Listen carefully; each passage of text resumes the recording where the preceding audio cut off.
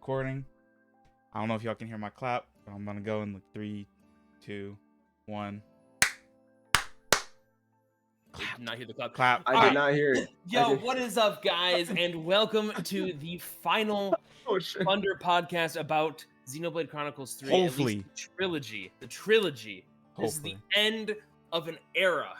The Literally. trilogy of Xenoblade Chronicles 3 with Xenoblade Chronicles 2, Xenoblade Chronicles X kind of. We'll get into that. Xenoblade Chronicles 2 Torna, the Golden Country. Xenoblade Chronicles 3, Xenoblade Chronicles Future Connected, and Xenoblade Chronicles 3 Future Redeemed. Not in that order because I fucked it up. But Whatever. we're at the All right. end. Yep. Oh, 13 years, baby. 2010 till It's been last week. the Xenoblade Chronicles. They really have been the Xenoblade Chronicles. I'll tell you that Yeah. much. One of the can't most believe- goated series ever made. I can't believe we found the Xenoblade. We finally found it. We still don't know what the fuck Noah named his sword. That's fine. Yeah, I was literally looked that up. I was like, did we ever learn that? Oh wait, did we not? We No, did we never not. learned. Wait, oh we didn't. The closest anyone that has thought about a name is that after the upgrade quest for Noah, I think he calls the like you can look in the thing. It's somewhere in the system menu, and there's like Yeah, a it's on name, the the hero True roster. Singer. Yeah. But I think that is probably just like the overall sword that he uses, and not like just the Lucky 7. Yep. That's the theory that I saw, and I'm gonna stick with that too. I think I heard about that theory. The unupgraded version is called the Veiled Sword, if I remember correctly. And That's then once you kinda- upgrade it, It's a with True the- Singer. yeah, then it's the Truth Singer. Mhm. However, specifically, when Noah tells Mio about the name of the sword, he said that he named it after something that he misses. Yeah. So, who knows Yeah. what that could be, right? Yep. What could that be? I have no idea. I actually don't know. I didn't think about that. It's gotta go crazy, whatever it is. I Yeah, mean, it what has if to be the same. honestly, things that he misses, I'm very well thinking it could just be like a name like Yorin or like Chris. Maybe. Yeah, true. Yeah. Well, to be fair, when did he name it? That's the question. Because would he have named it Yorin if Yorin was still alive? Yeah, true, yeah. Because if he named it when he got it from Riku, yeah, because he said yeah, when he got it from Riku, he was a kid, and he asked then and there if he could rename it. He doesn't like the name. yeah, I think they intentionally left it up in the air, which is neat, especially when the prior 2 games specifically had names for the swords on the box art. But I mean, it's whatever. It's funny, kind of. Other than that, I was just gonna say we jump into Future Redeemed. How do we feel, boys? What a fucking conclusion. I loved Dude. it. I loved it. Dude, I loved it through. I cried. I cried. Yeah, I cried too. Surprisingly, I fucking didn't. cried. Oh, I'm you didn't cry? surprised I didn't. I cried. Maybe it was because I was streaming the whole experience for somebody else, and the man mode in me said I must not cry in front Oh, of others. I would have Oh, yeah, bitched out true. and cried.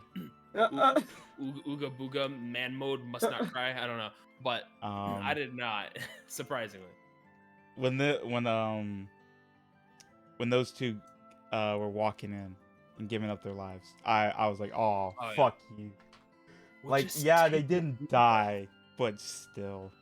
They're just it's taking like- a breather. They're just being the host of Origin for a little bit. Yeah. That shit was so beautiful. Oh my god! But it's really the credits, right? Like, it Yeah, got me, same. I was like, it was Just the credits that fucked me the up. When I was seeing song- all the flashbacks of yep. the old games and the songs, oh my god, it felt so That shit final. broke me. That actually felt so fucking final, bro. Yep. Like it's over. Yep. Oh. And then I saw the worlds merge perfectly. Oh my Mhm. god, Dude. And Like then the caught, closure and that we then needed. they pulled that shit. Do y'all think that shit is Cosmos? Like, definitively think that is Cosmos? dude, TD had to help me with all that shit. Dead ass, bro. Like I was so I- lost. Oh my god. I was See, so fucking with the lost. radio thing, at the very least, I saw Project Exodus. I was like, that's fucking Xenoblade X. The other Yeah. shit, I was like, it's either Gears or Saga. Because no fucking way that wasn't intentional. If you, Yeah, even I if saw you the- don't know. I saw the icon from the company. I Yep, saw Vector. Vector. And then the big one, of course, was name dropping Dmitry Yuriev. That Yeah. was the craziest shit. I'm like, huh? But that Dude, must mean they have the rights, right? Like they must have the Nope. rights. Nope. What? Because in the intellectual property notice and the credits, they thank Bamco. Yep. And Oh. they did the And- same thing for Xenoblade 2 because Cosmos was hmm was in that game, obviously, and there's And, also art of her. And in Wait, the so in what? the intellectual property notice, they even name drop Xenosaga. Yeah. So they got permission What to the Yeah. use the. Yep. Oh wow. So I don't So think what- we're gonna get like. I mean, we very well might get a Xenosaga remake or something. I think it's inevitable, or Really? I think Oh. it'll happen. The Well, series is I mean, too Isn't it gonna be involved with the next game, like confirmed? If that's Cosmos, right? We don't know. I have no idea. I think it's gonna happen at some point. Bamco's gonna break, and they're gonna be like, "Yeah, okay, your sequel series, okay, y'all are cool. We'll work with y'all." I don't know. It's weird. It's strange because Xenoblade Chronicles ended up being essentially the biggest, or one of the biggest Western, or best-selling Japanese RPGs in the West. Yep, Mhm. it was pretty damn Which- popular. More importantly, it sold more in the West than it has in Japan, especially for Mhm. 3. Yeah. Three only sold like a couple 100,000, whereas 3 in general has sold, I think, almost 2 million. Damn. Yeah. It did not beat 2 yet. I remember seeing Yeah. that. It's like Or at it's just, I think it's like 1.88 mil. Yeah, something like that. Yeah.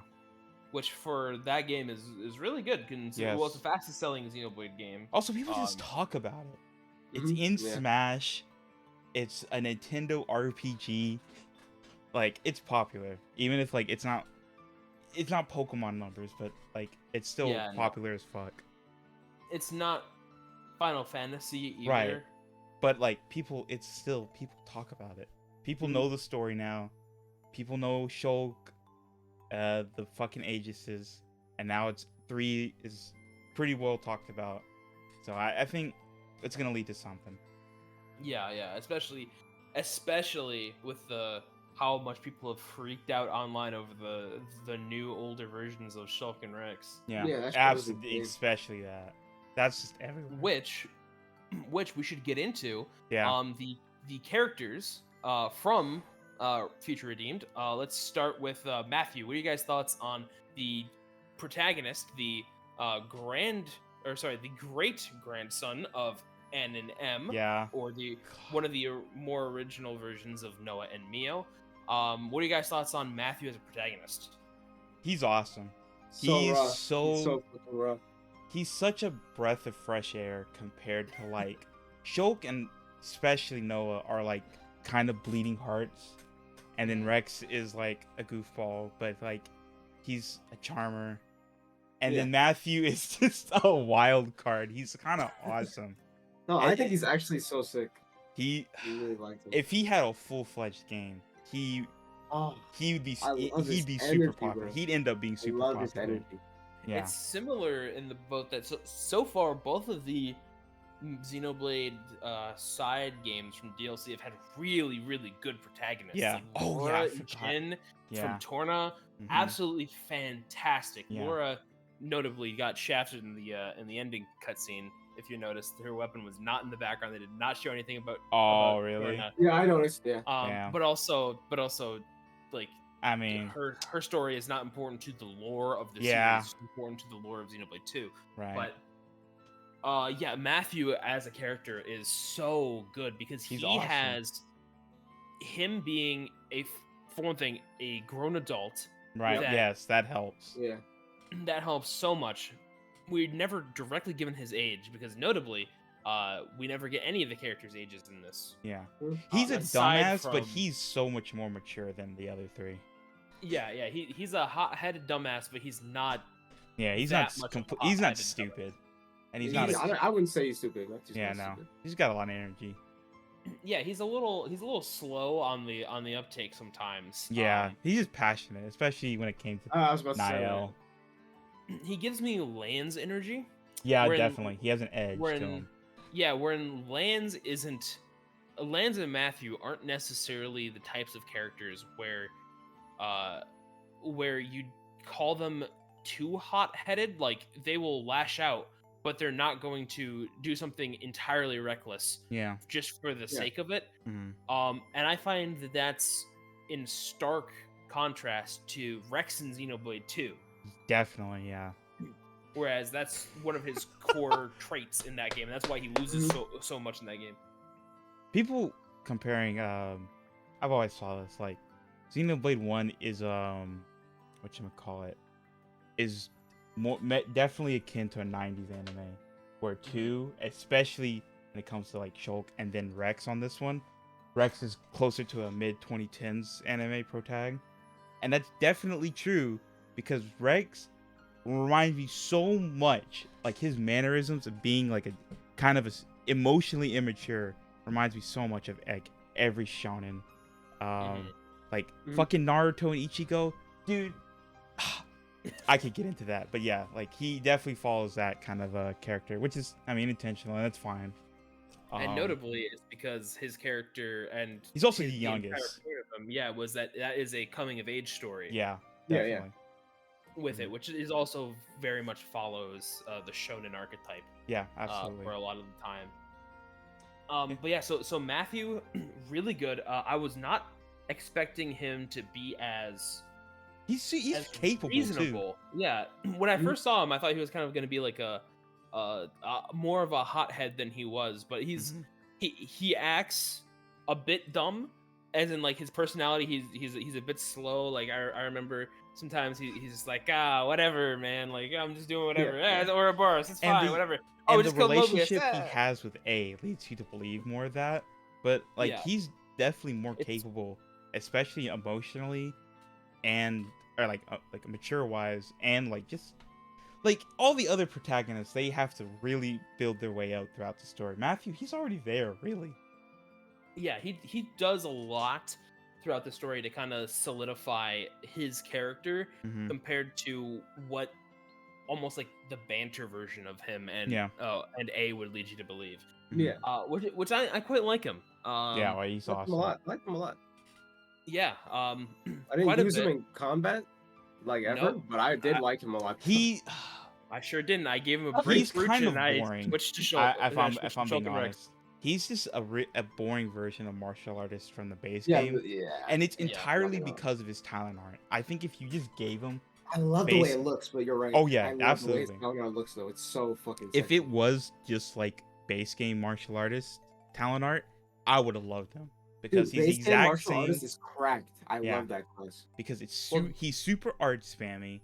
He's an Agnes class, so especially so, and he has he has some of the exact same skills. So yeah, I would argue that his current talent art is the reason why he's as fun as he is. The main thing that he's lacking that martial artist has is that skill that gives him a crit recharge. Yeah, right. Yes, I remember that. That's what made things so cracked in Biz. His current talent art, where it just charges all of your arts by up to 100% after you use it, that's what makes them cracked. I forgot. Oh, never mind. Then I forgot about that actually. I skimmed so much because I was playing so fast with like effects. Talent art is actually really sick. But yeah, okay, that's actually fair. And the big thing was that because he's one of 2 characters that has a break art, but his break art is clearly better because it has such a short recharge. I kind of just delegated him to, here's the break brooch. I will now not be playing as you. Yeah. Also because his break art is a 1-hit and has less chance to be blocked. Where Shulk's like, I regularly, the second hit would get blocked. Yeah. And that's just how it is sometimes. He's just super art spammy, but like just like something's missing from like the base martial artist. But he's fine. He was the character that I invested the least in throughout most of the game. He had the least amount of accessories and unlock kits as I went through. I tried to get everybody kind of on an even playing field. I wouldn't unlock the third until everyone's second affinity chart was unlocked, for example. And he was always the last, mostly because he was kind of the break spam guy. and in terms of DPS, we'll get to that. I don't know how we'll, the numbers look. I'll be honest, we'll, but we'll get to who the best DPS in the yeah, game there's is, a because clear winner. there's a Definitely. clear There's winner a of who the clear, best obvious the winner. best party member in that game is. But My fucking I god. do you We'll think get to do you think that. they? And you know what? No, I'll save it. But but yeah, in terms of gameplay, he's not the worst as his party Definitely not. support. He's definitely best as a party support DPS because, Yeah. for example, energy boost with whatever his evade art is mhm. was absurdly good. Yeah. The raid wide power charge on all Mhm. allies Yep. during a chain attack Sick. is so crazy good. It doesn't matter that his other fusion arts were bad. Yeah, Mhm. not at all. He has a break art. He has Yeah, a break card that isn't even a positional doesn't even need to be. Yeah, exactly. On a 5 recharge on an Yep. Agnes class, super good when break is so key in this combat system. Yeah, absolutely. That with the power charge, fantastic character overall. Yeah. It's just that I personally didn't like playing as him. Same. just I because didn't really found care too some of much. The other characters to be more I fun. went to him as Yeah, it's in the really final good, yeah. boss to get the kill because that felt Yeah. ceremonious. But other than that, outside the beginning, not too much. Yeah, and as a character, he's awesome. He goes through quite a bit. Him and his relationship with Nael is quite good, and Nael, I have some things to say. If you haven't seen a certain message that I sent in here once. Oh yeah. Anyways, but yeah, so him and his sister's relationship is quite interesting. Who the fuck Uh, are their parents? I, Like, you know, are they that's- adopted siblings? Like, No, what's no, going no, on? no, No, no, they're because not, they're not, yeah. because They're- they're the great grandkids of Noah and Mio's kids. Yeah. So you know, all I'm saying is though, they're cowards for not giving Matthew cat ears. Cowards. Honestly, yeah. Because Yeah, right. the fact that they both take after just one of their parents so much, cowards. Make them more like each other. Yeah. Yeah. Although Niall's peak character design. Oh, easy. So peak. Oh the fucking god. Just give Matthew cat ears and Absolutely. we're good. That's the only complaint I have about Math. Yeah, he's not fun to play as like Yeah. player control. I don't think so. I don't think he's not as interesting, but support he's fucking ridiculous. He's definitely not my least favorite character to play as. My least favorite no. character to play as Not even close. is we'll get to them. But the next, do you want to move on to the Yeah. next playable A. character in the roster? I A. barely use this character. I like, use play- A all the time. I use did A not so much. understand her. So I was much. just like, she I love is it. pretending to be a healer, but like Yeah. for me, it's just like she wasn't like immediately interesting for me to want to play her. So I was just like, yeah, NPC can or the AI can control her. But The thing that's definitely most interesting to me is that they tried to do more of a DPS healer Yep. type of thing, which can work. The main problem is that the main support that they have is yeah, it outshines a country mile by a Yeah. country Yeah, mile. she's so insane. mostly Yeah. because the only support that they have is evade up, which is pretty good. Yeah, Evade up is that pretty good. helps. I'm That max on helps one of the them. tanks. And unfortunately, the rest are all debuffs. Yeah. which is not good. Yeah, because unfortunately, just like in base Xenoblade 3, they are debuffs not kind of are debuffs not in this good. game. Nope. Debuffs. There's literally they did not change the one thing that everybody Fuck in the no. entire world wanted, where make resistance down not be resistible. But Right. and of course the Yeah. best character in the game has a resistance down debuff, not that matters, because you're never going to be pressing it. But what is important is I'm still a bit curious as to a couple things with A gameplay wise. So I don't really get her game plan outside of her talent art being kind of like her talent art is really nice for support, and like it only has like what one use ultimately, or does it get like another one? it gets a second one. Okay, that's what I pretty cool. thought. I But figured. what's strange about it is notably at max level, you know how level 1 is 15 seconds one charge, Yeah. level 2 is 20 seconds one charge. Yep. It goes backwards and it's 15 seconds two charges. That's weird. Weird. Yeah. I don't understand. But it doesn't matter that much, the extra 5 seconds. In all honesty, it's Like- probably not gonna matter. The thing is, like, this kind of game, it's not like 14 where you can kind of like see ahead and plan out mitigation like that.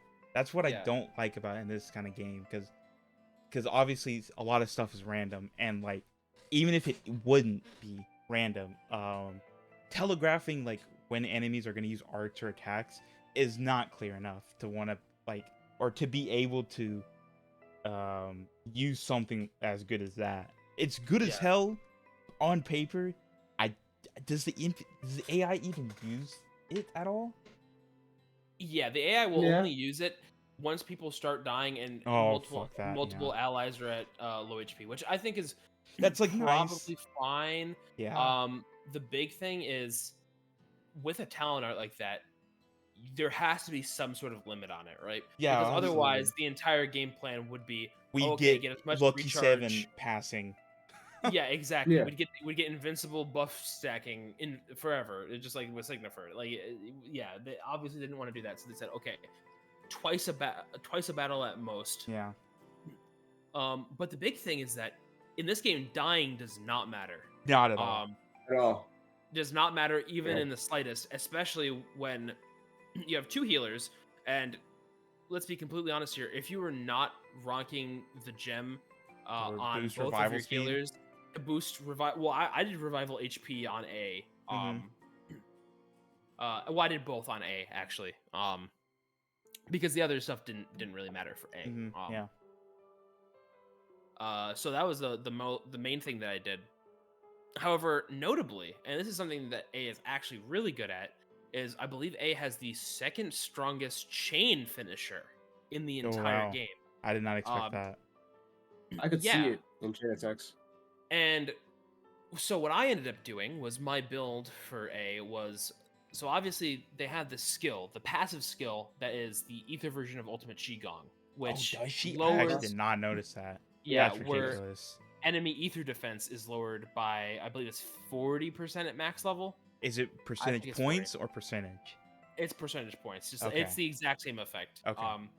And so I gave that, and I also gave the warped black brooch, which is an accessory that also has that exact same effect. Oh, Meaning wow. every single That's- time it was about like I did that too. 80 I or did that too. 70 percentage points lower, which is really really good. Mhm. Makes for a really strong chain finisher, especially with power charge.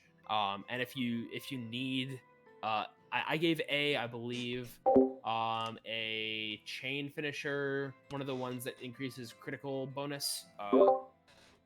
Was like increases crit damage by 175 percentage points. Yeah. Yeah. Okay. Which I mean, that's a good makes niche. Like, chain really, attack is really not good. nothing. Like, especially. Not at all. Especially like- considering if you want a chain attack order on someone like that, that is definitely a good character to do it Yeah. with. And I also believe that meant that they didn't even have a heroic chain, which meant that I still got the 99 TP thing, which meant hitting higher thresholds was significantly higher. Mhm. Really good in chain attacks, gotta say. Okay. Just get max damage on them, and then the rest That's kind of doesn't matter. But as a healer, A is Fuck. absolutely Dude, dog she's doing shit. 5% of the work outside of revival. Oh yeah, I built It's like solely for damage. 95% glimmer. I didn't build it for healing like at all, really. Yeah, the big thing is just being able to, in an absolute pinch, pop your vision, Yeah. Mhm. and then be a healer to raise glimmer. That's Yeah. the big thing. That's cool then. If she's pretty good in chain attack, that's pretty cool. Yeah, so that's a very good niche to have, but building for them is really hard. However, I think gameplay is probably honestly the least interesting thing about A. Oh, absolutely. which I is liked her. which is kind of crazy. So I don't know if you guys noticed, but they What's that? never used she/her pronouns. Oh, absolutely. Yeah, I Right, noticed the that too. entire game. Yeah, Nah, they didn't barely even refer to their. Yep, they always just said A, right? Mm-hmm. And Yeah, barely ever referred to her in the third person outside of Yeah, just exactly. saying A. Yeah, period. Yeah. so so that was my first hint that this isn't just somebody else, and this is just Elvis. Oh, Yeah, absolutely. it's literally Elvis. Yeah. Yeah, And it is, Yeah. A is literally just Elvis. dude. Also, sorry to interrupt, but they dropped the Alvis name. right at the end, right at the and I'm end. glad they Yeah, did. yeah. Only till the end. And I'm I don't know glad. if you noticed, but they said Alvis at the very start with Shulk when the game first Oh started. yeah, when we never saw mind. You're that. right. Yes, he did. But notably, I am Minato. I'm here at the beginning, and I will And at the proclaim the beginning end. or the end. Oh my god. And I will proclaim the end, and it was both. So Oh, you shit. know, God, that shit was Oh my awesome. God. can you spell peak? That's so Um, raw. That's so. Can't spell Yeah. peak without a. Oh my god. Yo, facts. Other than that, A's So character, raw. it's actually quite interesting the fact that A seems very different of a character from Alvis, despite them being quite literally Alvis. I think like, in this, she has a different demeanor because the stakes are much higher. Because she can't just like Alvis kind of stood back and let Shulk do whatever. Because exactly. I think Alvis Alvis knew, like Alvis knew of Shulk's path and what he could choose. Now, obviously, because they said before, like I can see a path, not what you're gonna do, and I'm glad that they also stuck to that in this. Mhm. And I think it's just that A in this knows there's a much more immediate danger, especially considering how there's also Mobius in the background, where Alvis in 1 kind of like, yeah, I'm gonna let this kid cook, and he's gonna learn. Alvis in 1 was certainly he had more of a whatever fuck it demeanor. Yeah, A, because A is actively has a cause to fight against. yeah, That is a driving force. Especially considering Alpha, Yep. who visually is just Elvis. yeah, literally. Although notably with significantly lighter skin. Yeah, it's way light. I just chalked it up to him being ghastly. Like that's about it. Yeah. And yeah, so it's quite interesting the fact that they had that the way it is. I was still not entirely sure exactly how far A saw. Yeah, Because same. the whole thing was that Alvis, obviously being Ontos in Xenoblade 1, knew all the outcomes, however Yeah. he knew that, could change. Uh-huh. Including, when he, as Ontos, brought Shulk into the memory space to fight Zanza, yada yada yada. So the important thing that I just want to clarify here is that A at the end of the game going and taking over as the host of Origin after Alpha is defeated. I just want to ask your guys' thoughts on A as a character, and how you feel about them in comparison to Alvis from Xenoblade 1. I think they kind of serve the same. They kind of sit in the same spot for me. That like, yeah, A is more present in this story, but she's still super distant, and it gave the exact same vibes as Alvis. Even though Alvis is like the wandering, mysterious character that knows too much, I think like A definitely still like fits that. Of, like she knows too much, but we know why now. But like she's obviously not gonna say it, but she still has to participate. So she kind of sits in the same spot with Alvis for me. Like I said, I'd probably say the same thing. I don't know if I prefer either. I don't know. I don't think I prefer either like A or Elvis. Yeah, same. I don't know. I see them as like the same. Yeah, Mhm. not To be honest, literally I and think it like worked. figuratively. I see, personally, I prefer Alvis's personality compared to A. That kind of like laid back, whatever you deal with it shit. Yeah.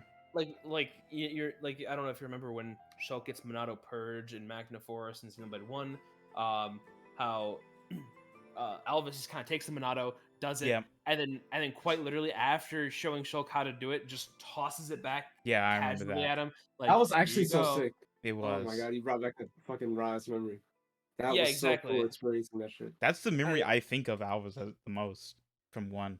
Yeah, and then for the rest of the game, Alvis just kind of sits back and just is sassy. Yep. However, I'd say that sassiness kind of comes out through Matthew. So A kind of shows as more of a authoritative figure in the Yeah, group, definitely. which is quite interesting. Seeing that kind of side of him, considering again in 1 we never really got to see too much of Yeah. Alvis himself, considering he was The, a the key machine, part you know. Yeah. of that Yeah. game. Yeah. Literally. Literally the essential part of that game.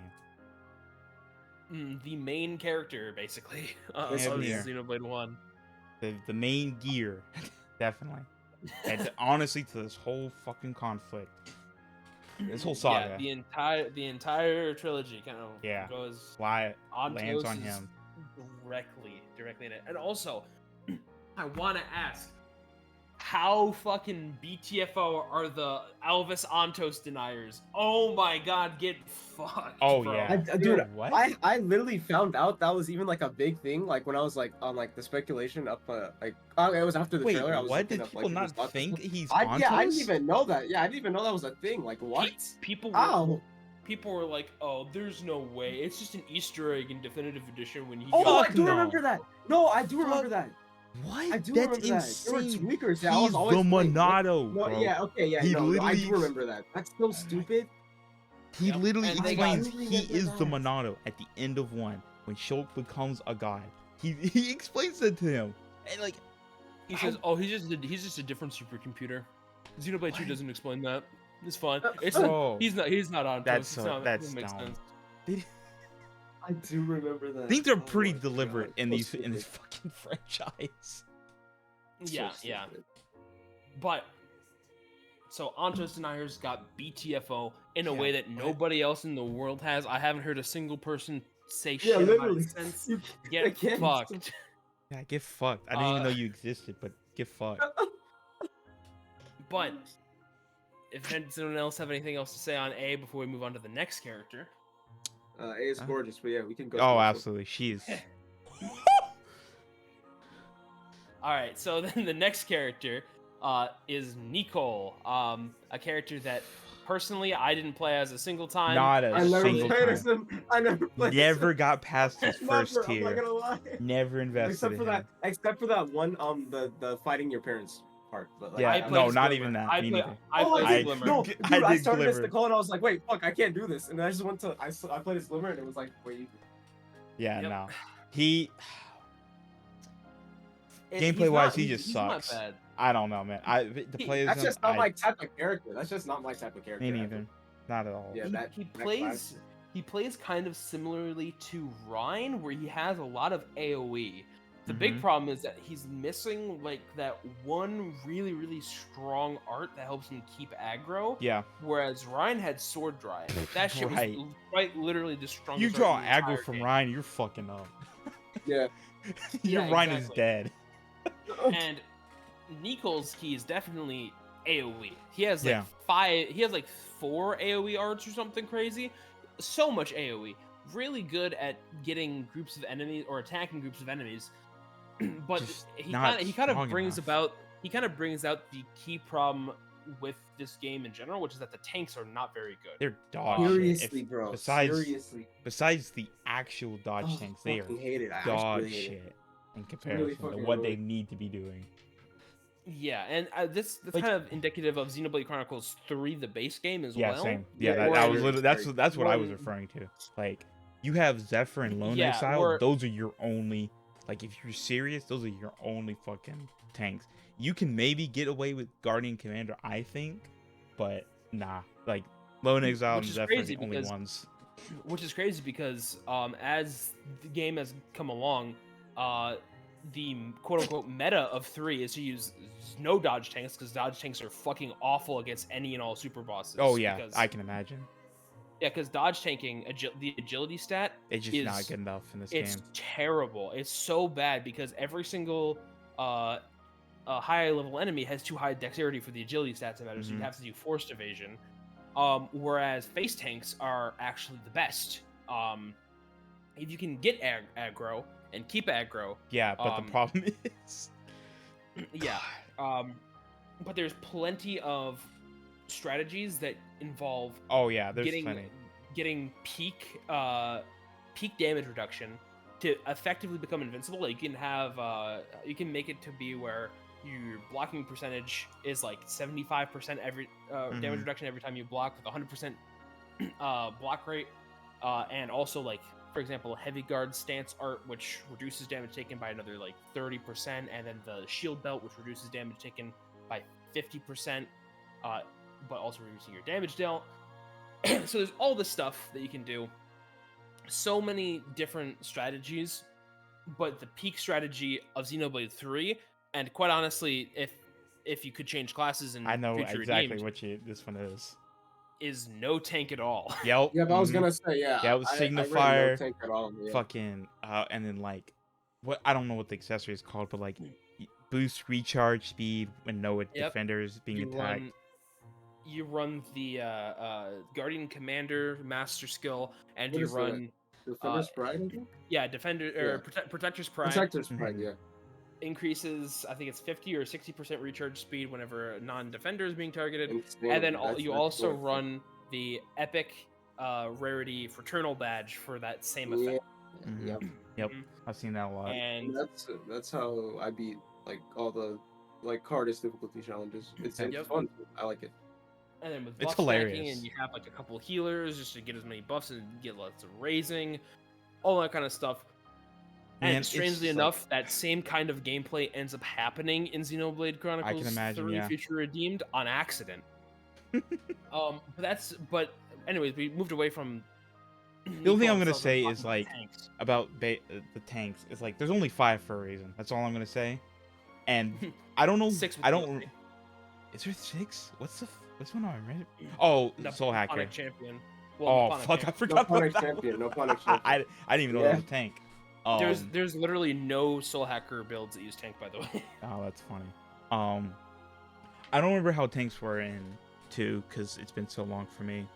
But Oh, they Katana it's was very the best damaging blade in the entire game, and the Katana was also the tank blade. So that's funny. But it's very clear they were terrified of making another Dunban and Rhyme. It's so clear. oh yeah. And it's kind of sad because you have shit like Signifer and then all these other DPS classes which aren't broken but they're really good. And so it's Hey, like, damn oh, it. fuck. All the Healers deserve to tanks. be good as healers No. for once. Yes, this absolutely. is that game for it. No, 100%. But then the best healer barely even fucking heals in comparison. So, but yeah, that's all I gotta say about the tanks. But Nico, yeah, he just ain't it as a character, as a playable character, and just barely holds fucking aggro. But part of that ain't his fault. That's all I'll say. To be a little fair to him, a certain other old bastard is a little too good at pulling aggro. Even when best the AI thing- plays as him. Oh yeah. The Yeah, best yeah, thing yeah. about Nicole is that as a character, he's very clearly Shulk. Yeah, Like 100%. but he's I don't know how to describe. He's even more like anxious and Yep. withdrawn. They than dial that Shulk shit up even was. higher. Yeah. He's just like he's an anxious guy. He's like very clearly like neurodivergent a little bit. Yeah. like, Yeah, He's Shulk if Shulk never had Ryan and Fiora. yeah, 100%. yeah, exactly. That like this was the I path. believe that. Yeah, yeah. And Like I'm even gonna in skip war- ahead a little bit. His voice. Oh my god. Dude, that shit surprised me. I got Like, used to it, and it's not bad. Oh yeah. But It's not Oh, bad at man, all. I was there it- at first, bro. I was like, what? I was like, there's no way this is his voice, right? Honestly, I'll call it Riku syndrome, Yeah, a little bit. Yeah, yeah. where you are not expecting his voice to be as deep as it is, and then once Yeah. it is, you totally get used to it, and it's like, oh, Yeah, okay, he's doing a absolutely. good job. Yeah. But yeah, so Nicole as a character, just anxious little dude. It this is gonna also play into Glimmer as well. Mhm. And that's the fact that they don't really talk too much about their old colonies, despite the fact that Yeah, not at both all. the only, with Nicole, he seemingly doesn't care like at Yeah, all. not at all. Yeah, other he didn't than give a his fuck at entire all. Which colony. makes sense. Like, Which yeah, makes sense. It seemed like he was actually like quite bullied by the fact that he can't summon a blade. yeah, at he all. talked about it the one time and and then never talked about it when like Yeah, him when and he was Glimmer actually settled in it. fight. Yeah, when he was actually in a fight, he was like scared and he didn't want to do anything. It's kind of like urine syndrome, where he's in the system, but he's clearly not designed as a person to fight. So he's Mhm. always going to be like left behind. Yep, And however, unlike Urine and he's a bit more capable. And yeah, Urine and Shania actually, both of them have that same kind of thing where Oh, they're definitely right. not fighters. Mhm. He uses his other skill set to Mhm. try to kind of boost his fighting capabilities to give him more of a chance. Yep. Whereas the other ones they kind of couldn't, because how you gonna draw yourself out of a battle, dickhead? Yeah. Yeah, that's But yeah, so he used his skills in a different Yeah. way, which is interesting. I love that he's a little Nalpon kid. It's Yeah. it's cute. yeah, it's cute. I think the most interesting thing is definitely his interactions with Shulk. Oh my god, the heart to heart on the hill. Oh yeah. Fucking Oh my amazing, bro. god, dude, I was so it Fucking tugged at my amazing, bro. heartstrings. I'll tell you someday. Yeah, That for shit real. was fucking beautiful, bro. Okay, I'm gonna skip ahead because this also involves Glimmer. Oh, How yeah. in the fuck are they in the system? What happened? What did I miss something? Yeah, no. I actually want to know too. I wanted to Like, ask Dex about it because like my, I'm a little bit like the I need only help. I'm not gonna crack theory I got is actually need that help. based off a line from Shulk, they were deliberately put in the system because they couldn't be put in Origin like everyone else, and so while the original would probably obviously die off if they got put in the system, at some point we would get like when everything's fixed, we would still have that world would still have a Glimmer and Nicole. But like, when did that So- happen? So I think what happened here, because there is a thing. I think it's a side quest actually, or just optional dialogue when you talk to somebody. I want to say it's Linka actually. And Panacea in the command center. When you Mhm. talk to them, they bring up the fact that, hey, how come you guys weren't in the system? And they said that some people, when they came to Ionios, they weren't reborn and they were brought in as they were in the original world. Okay. However, every single other person was put directly into the system. Yeah. So that makes every single person from the city and yada yada yada. Everyone else was either directly from their base games, Xenoblade 1 and 2, Yeah. or they were children of Other Kavesi and Agnian soldiers. Yeah. Mm-hmm. Isn't that kind of like fucked up? Like we kind of already knew this from like N and M, but like the soldiers have 10-year lifespans, but then their kids have a normal spent lifespan. Yep. That is kind They're- of fucked to think about. It is fucked. It's But really- like, Yep. that's what I'm thinking. Like, based on what you explained, what happened? So where's the through line for Nicole and Glimmer then? So they would have been brought into the system at the start. So Okay. they must have been reincarnated like so many times. But Yeah, right? notably, Okay. but the one question that is still kind of out there that we don't entirely know. So obviously, Panacea, Linka, Yeah. Shulk, and Rex. Mhm. They're directly Well- from their games. Yeah, although we're to be fair, we aren't actually sure about Panacea and Linka. Yeah, Well, but I think it's. yeah, we're not I feel like 100% it's safe sure. to assume if they But were Shulk never. and Rex are. Yeah, Shulk and Rex absolutely. absolutely 100% Yeah, for 100% confirmed yeah. are from their world. But notably, we don't get an age for them. Yeah. And those are the only characters because they're in the party that we don't get an age for. We know that Panacea and Linka are 18 from the community list. Okay. But that begs the question. So that implies I think that I know they what you're were gonna born ask. in the system because we know that Gondor was an elderly man. Right? Yeah. Like the Yep.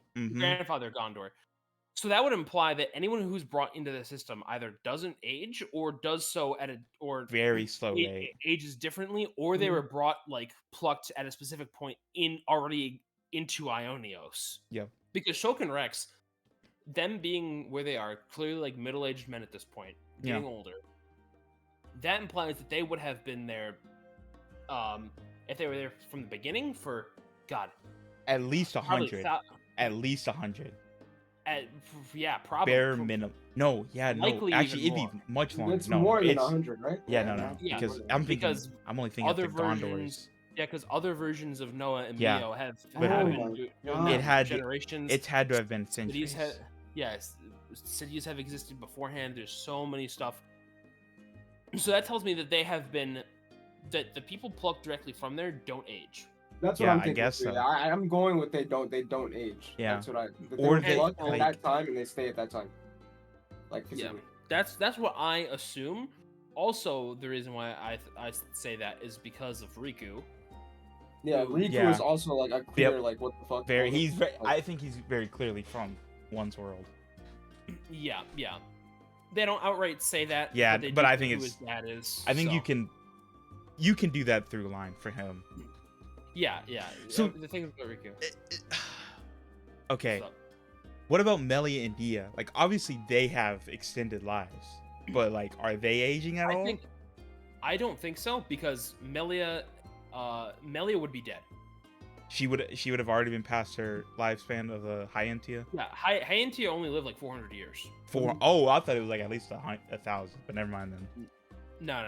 I know Hyantia Blade lived Eaters a are long time. fucked, so that's why Nia at the very least is still around. Yeah, but that makes sense. Nia, like realistically, she could probably live forever. Like that bitch Yeah. is living Yeah. infinitely. Melia would absolutely be dead. Okay, that makes sense. Because I So- remember Melia was in her hundreds, but I couldn't remember what the Hyantia lifespan was at. Okay, that makes. Yeah, I think that's. in Xenoblade 1 she was 88. Oh, I thought she was in the 800s. Okay, never mind then. So she was around there for a little while. So going forward, that tells me that she's probably like 120 physically. Probably. Probably around But then. I guess then I guess time just does. They just don't age then, or they were plucked at some point in Ionios's like lifespan, like the world, like the third world that was coming together. They were at some point the other characters were then plucked, like Yeah. well into the time. But yeah, I don't know then. But also, weren't Mhm. Melia and Nia there from the beginning in Ionios? Yeah, they were. So that tells me that they were. Yeah, so they were there from the beginning, or at the very least, they're the only characters aside from Riku that we know are still alive from Future Redeemed into the base game. Yeah. God, So we don't we know that they're still considered the queen of Kevis and Agnes. Yep. So they're probably there from all the way from the beginning. That would make sense considering Kevis and Agnes have been around since the beginning, as of all the Mobius, or at least Mobius X, Y, and Z. But so that's the important thing is that it seems as if anyone plucked out of that world is not like, aging. they're not aging. Yeah, I think I can buy into that one specifically. Yeah.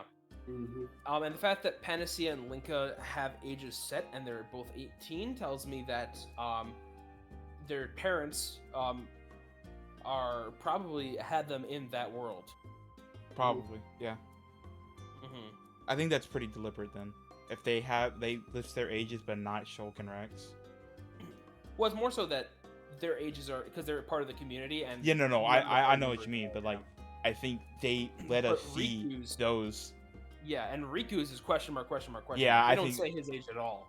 I think they're being a little cheeky with Riku. That was the whole point. But then Yeah, I think it's like, yeah, I think that's deliberate. Not let us see Shulk and Rex, but see two characters that definitely were from those other worlds. Mhm. If you pry a little bit.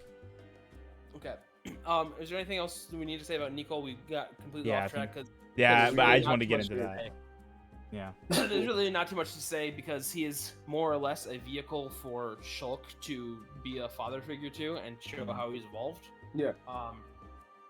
But with that, let's move on to Glimmer, God. who is probably the more interesting of the freed soldiers Yeah. because while we don't know exactly which child she is of, we know that she is at least Rex's child. Yeah. Yeah. I think that is Has- really funny that out of the let's say two, out of the two that she could be the child of, we aren't entirely sure. Technically 3 because she has Numa's hairstyle. Oh, well, I thought specifically Numa is gone. Like Pyron Mithras still exists, but I thought Numa is gone after 2. I mean, Numa is Pyron Mithras, so Okay, I started thinking back to 2's ending. I thought specifically the Numa core is gone, but Pyra and Mithra were allowed to be alive separately. I don't know though, but yeah, that's never really explained, but that's fine. Probably not.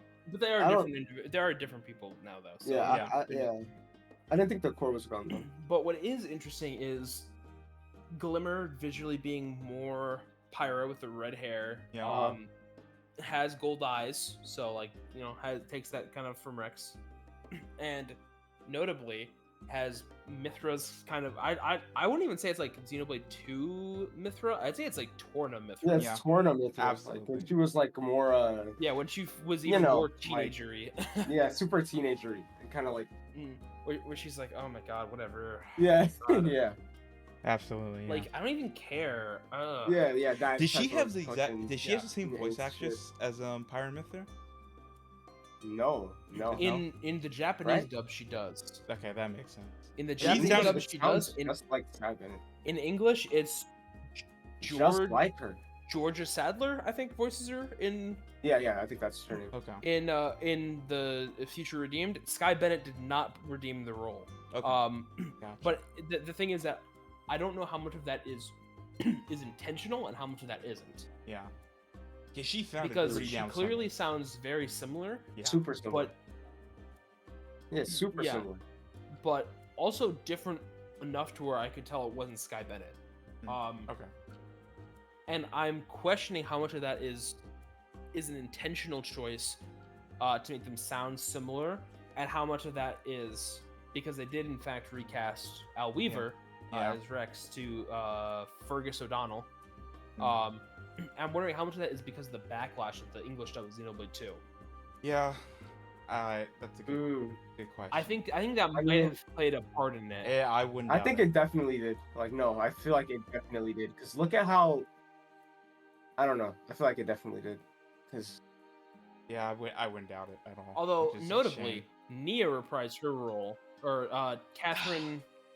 Oh, yeah, you're Catri- right. I forgot her name. Her name is it's Welsh, so it's hard to pronounce. Yeah. yeah. Yeah. Anyways, she She reprised did, her yeah. role as Nia. Yeah. But then again, nobody complained about Nia's voice. Everybody loved her voice. I True, I true, feel true, you're right, like- actually.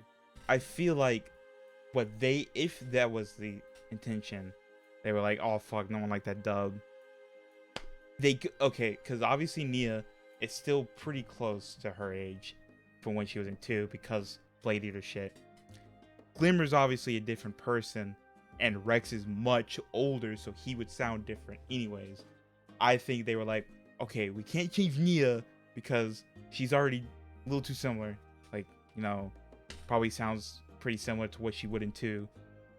But Rex and Glimmer, we can change those guys. And I feel like, especially Rex, that Yeah. he was the one that kind of got the most marks against him, his voice actor. Which is a shame because it's very fucking clear I that would it's not his probably- fault. It's dumb. Even if I don't care for that dub, Yeah. it's still dumb. I would definitely say that I would guess that it was probably a scheduling thing with Sky Bennett for if they wanted her back for yeah, for that's Glimmer. also my thing. Is like I don't want to I would entirely bet that believe. because the performance is so similar. Mhm. Yeah, it's so fucking similar, bro. Yeah. I also don't want to fully believe that they just Yeah, wanted I'd to definitely completely say get rid that. of the the old voice actors because it's just shit happens. Like sometimes you just can't make it. What does Ali even do? Is Especially he because just she a just voice came back actor? for, well, not just, but she was Like, I don't He's know an actually. actor. He's like a stage actor, and he's on some. Really? see, some that's shows what and I stuff. I think that maybe Oh, he shit. just couldn't line up, or maybe shit just couldn't happen. But I don't, because I don't want to immediately jump to. Yeah, Who well, obviously for we Sky recast Bennett, I him can because really- that dub sucks. I really agree with like the scheduling thing. Yeah, who knows? Maybe I don't know Because if I we'll feel ever like know. Sky Bennett's like loved, and also she just came back. She just came back for Smash. Yeah. So like I don't Same, know. but same with Al Weaver. So it Oh, could he prob- did. could Yeah, be same thing he for wasn't he that. Rex in the taunts and stuff. Yeah, Yeah, I would assume so. He's still Rex and You're right. Smash, so- Huh. Maybe things just couldn't line Yeah, up. so it's probably just scheduling stuff. Mm. Yeah, And, which and maybe happens. what really was, they just that wanted a sucks, but it's different, okay. a very different voice for an older Rex. I can believe it. Maybe, and he killed it too. Like, Oh, Rex yeah, actually he Oh killed yeah, it. It was Fergus incredible. O'Donnell also. Yeah. Fergus O'Donnell did a great job, but we'll talk about that later. Yeah. So with Glimmer, let's talk about gameplay. Oh my Because god! baby, If without the a certain best someone else, best healer in this series. She's goaded. She's goaded. yeah, she's fucking pure goated. healer, easy, best pure healer in the series. Like, yeah, like the sheer amount. Oh god, there's just so much stuff about her in gameplay that's so amazing. The Mhm. big thing is, quite honestly, the buffs. Now- easy. The best buffs they could have Now, given somebody. Great Garland and your crit ballad. Yeah, crit up and crit damage up, peak. Yeah, Peak. Combined ridiculous.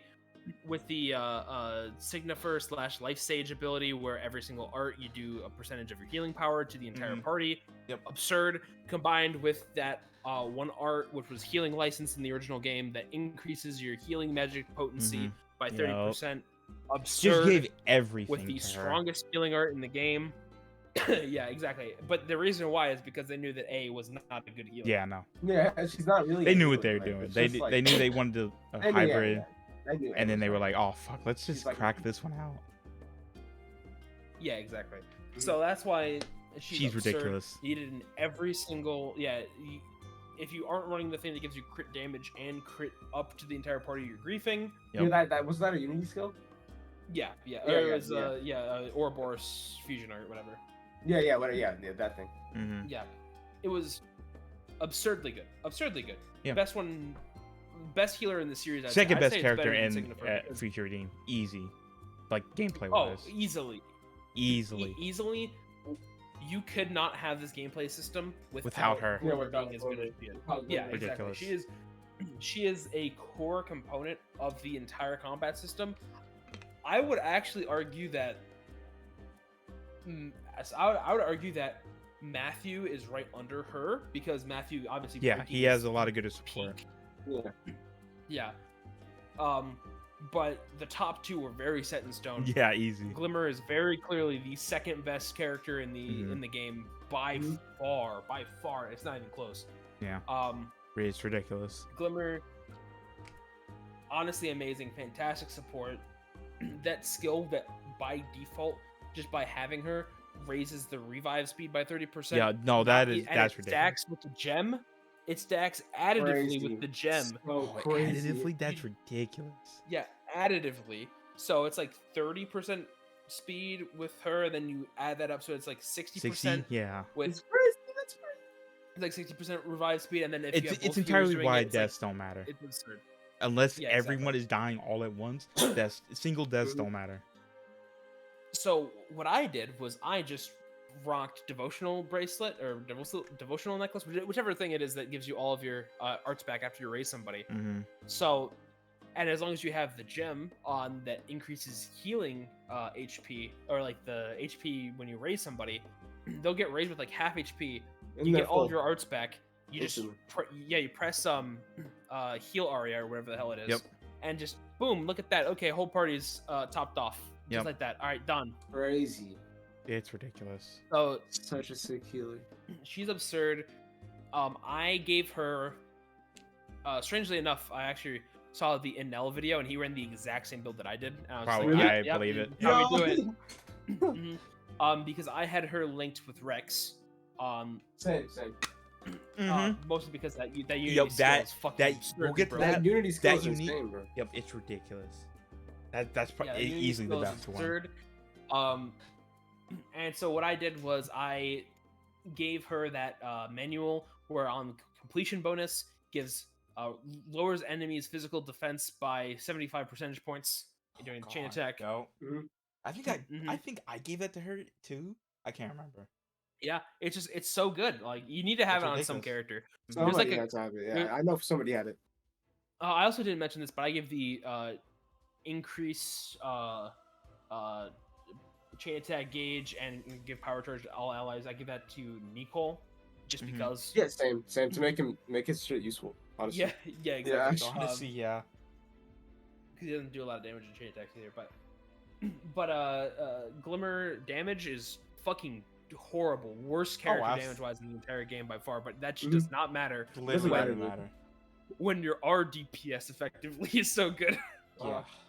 Plus, you have like two characters that like are really art spammy and pretty damn strong already. They make Yeah, up for exactly. it, and then A makes up for it in chain attack, so it doesn't matter. Especially when she is doing all of the legwork for healing. Oh yeah, of course. And the best thing about her is that, or even in Xenoblade Chronicles 3, like the base game, you could have, if you ran no tanks, you'd have 3 healers that are solely for support, Yep. right? That do 0 damage. Their entire purpose of doing damage is just so that they could get their Agnes Arts, and that's Uh-huh. it. Nothing else matters. But those were still the most optimal DPS comps, even though 3 of your characters are quite literally doing Yeah, because 1% of the damage. is just ridiculous, and plus chain Yeah, attacks. the buffs they give, and everything is so absurdly good that she probably has the second highest overall damage if we take the buffs that she gives I believe out it. in the game. Mhm. It would not surprise me at all. She's absurdly good. Like I said, second best character in the game. And I think that's basically all I have to say about Yeah. her.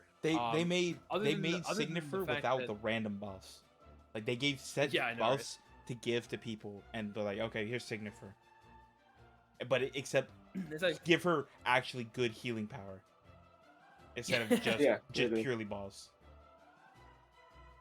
Yeah, exactly. she's ridiculous. They made her absolutely correct.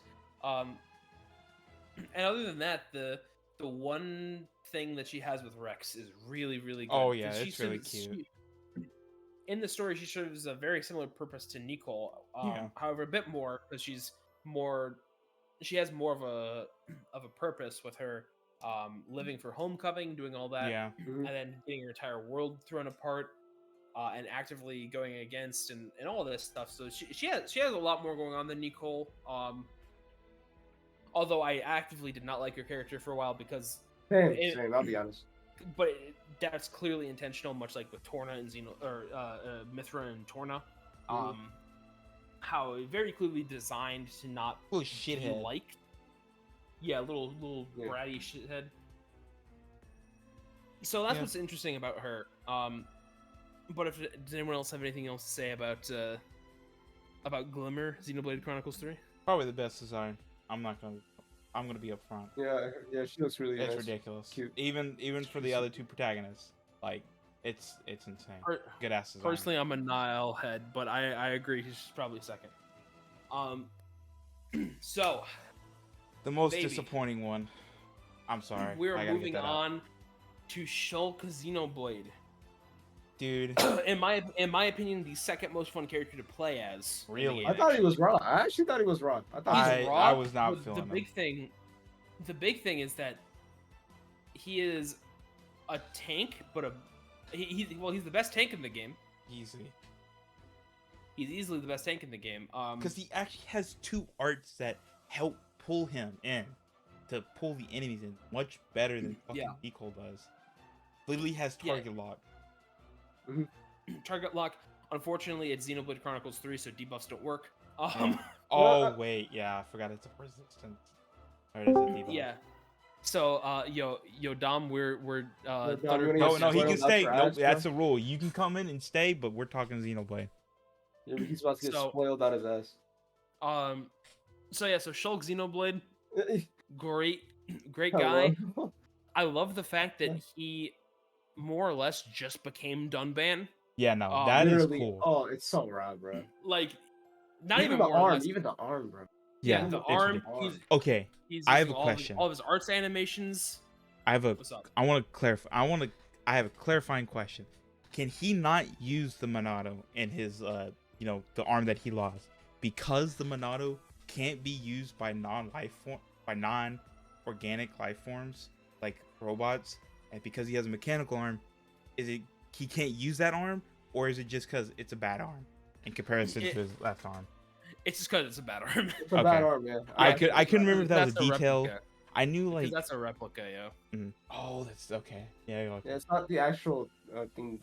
okay. I just wanted to make sure. But yeah, so God, Shulk getting long hair like Dunban, getting the all of his arts, like for example, So many of his Scream Edge being animations are Worldly just Dunban's. Slash. Yep. All of them. He has Electric Gutbuster. He has Topple art that I forgot what the fuck the name of it is. I can't remember either. I can't remember. Yeah, he had all these different things. He has his 3 Monado arts, one of which is brand new, Monado Rage, which is Yeah. really cool. Mhm. And of course Monado Buster. Yep. Um, Oh literally god. just Monado Buster just It being just Blossom being- Dance's animation. God damn. I understand why he doesn't say the whole line because it's way too fast for this game. Born in a world of strife against the Yeah. odds we choose to fight. Yeah, Monado it Buster. wouldn't work in this game, so I'm okay with that. I won't gripe about that. For me personally, he just didn't click for me gameplay wise. Like I did. He was probably the second most I played as besides the last one, but I don't know. He just didn't click like Dunban. But I think I'm just realizing it's just you can't compare to Dunban. He is way too fucking broken.